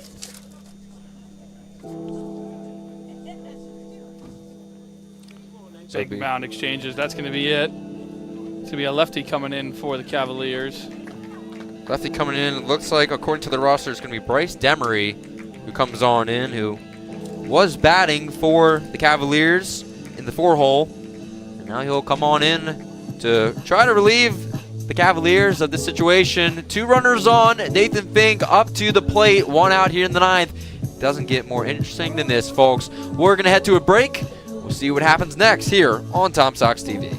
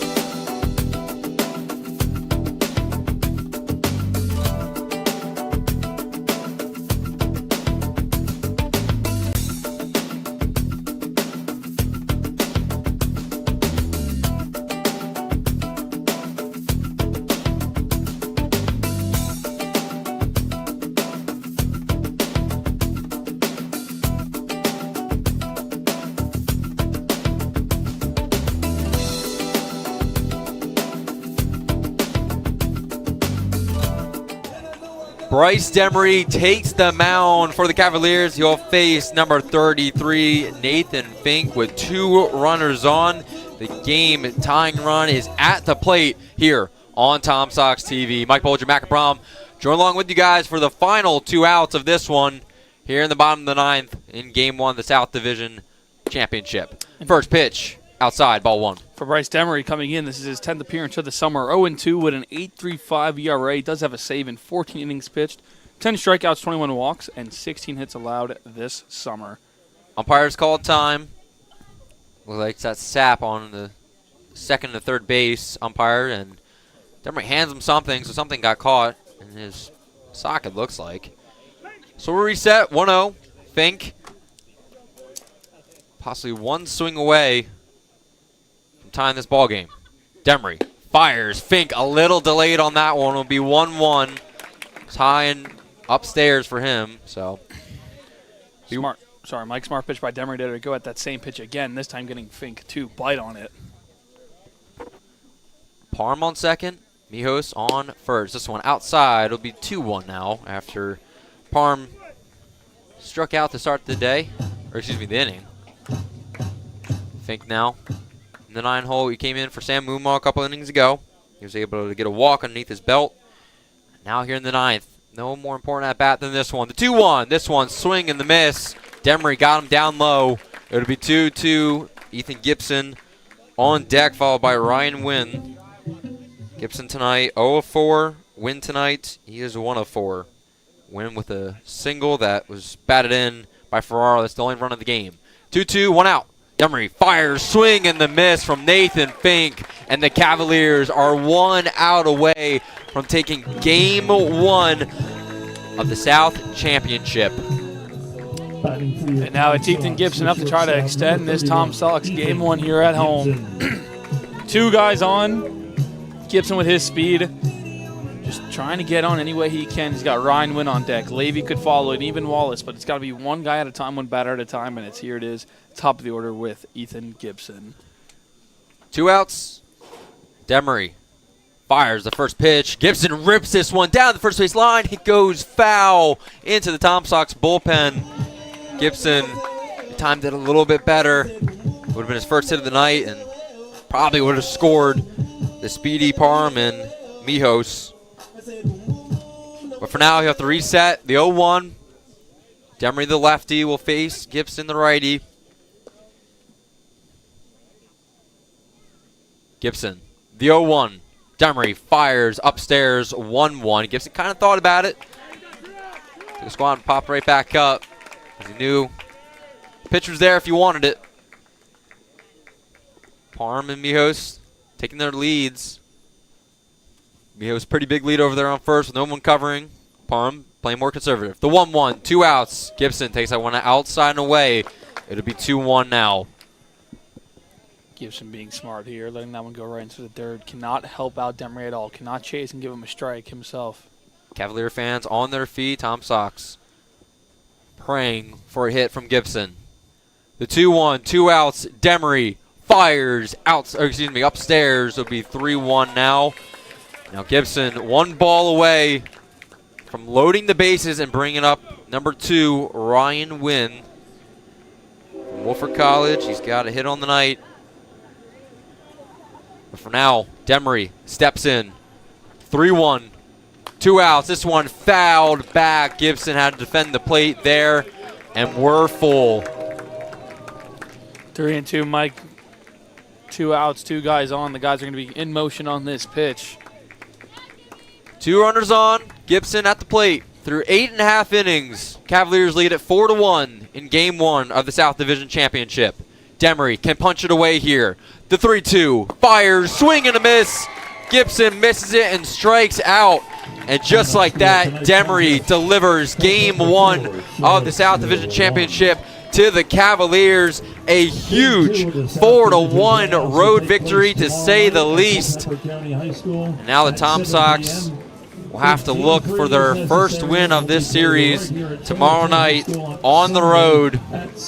Matt, this one was a tough one for the offense. Tough one tonight, Mike, and now with that one too, Culpeper does push Charlottesville on the brink of elimination in Game 2 going into tomorrow night. Just a complete game all around for Culpeper. The pitching was there. Tyler Caltrider, got to tip your cap to him, was just unreal tonight on the mound. 6 2/3 again, with only allowing 5 hits on 1 earned run, 0 walks, 7 strikeouts, 6 being the backwards game for the Tom Sox. Had a little bit of momentum in the 4th, but the bats were quiet all night, and that's going to be the story going into Game 2. Can the offense wake up and find the spark on the road tomorrow in Culpeper? First 3, last 3 innings of the game, all zeros on the scoreboard. The middle 3 was the most important of the day. Tom Sox scored first thanks to a Caden Ferraro RBI single that scored Ryan Wynn. Then the Cavaliers struck back in the 5th and the 6th with 4 runs in total to take Game 1. Cavaliers tonight, 4 runs, 9 hits, 2 errors. Tom Sox, 1 run on 5 hits and 1 error on the field. So that's going to do it for us from Charlottesville High School. Game 2 will happen tomorrow night at 7 p.m. at Culpeper High School. You guys can stay tuned for all of our post-game and pre-game content on our social media pages. We want to thank everybody behind the scenes working, whether it's stats on PA and everything else. We want to thank you so much for tuning in. For Matt Cabram, I've been Mike Bolger saying so long for tonight. Your final score, Cavaliers 4, Tom Sox 1.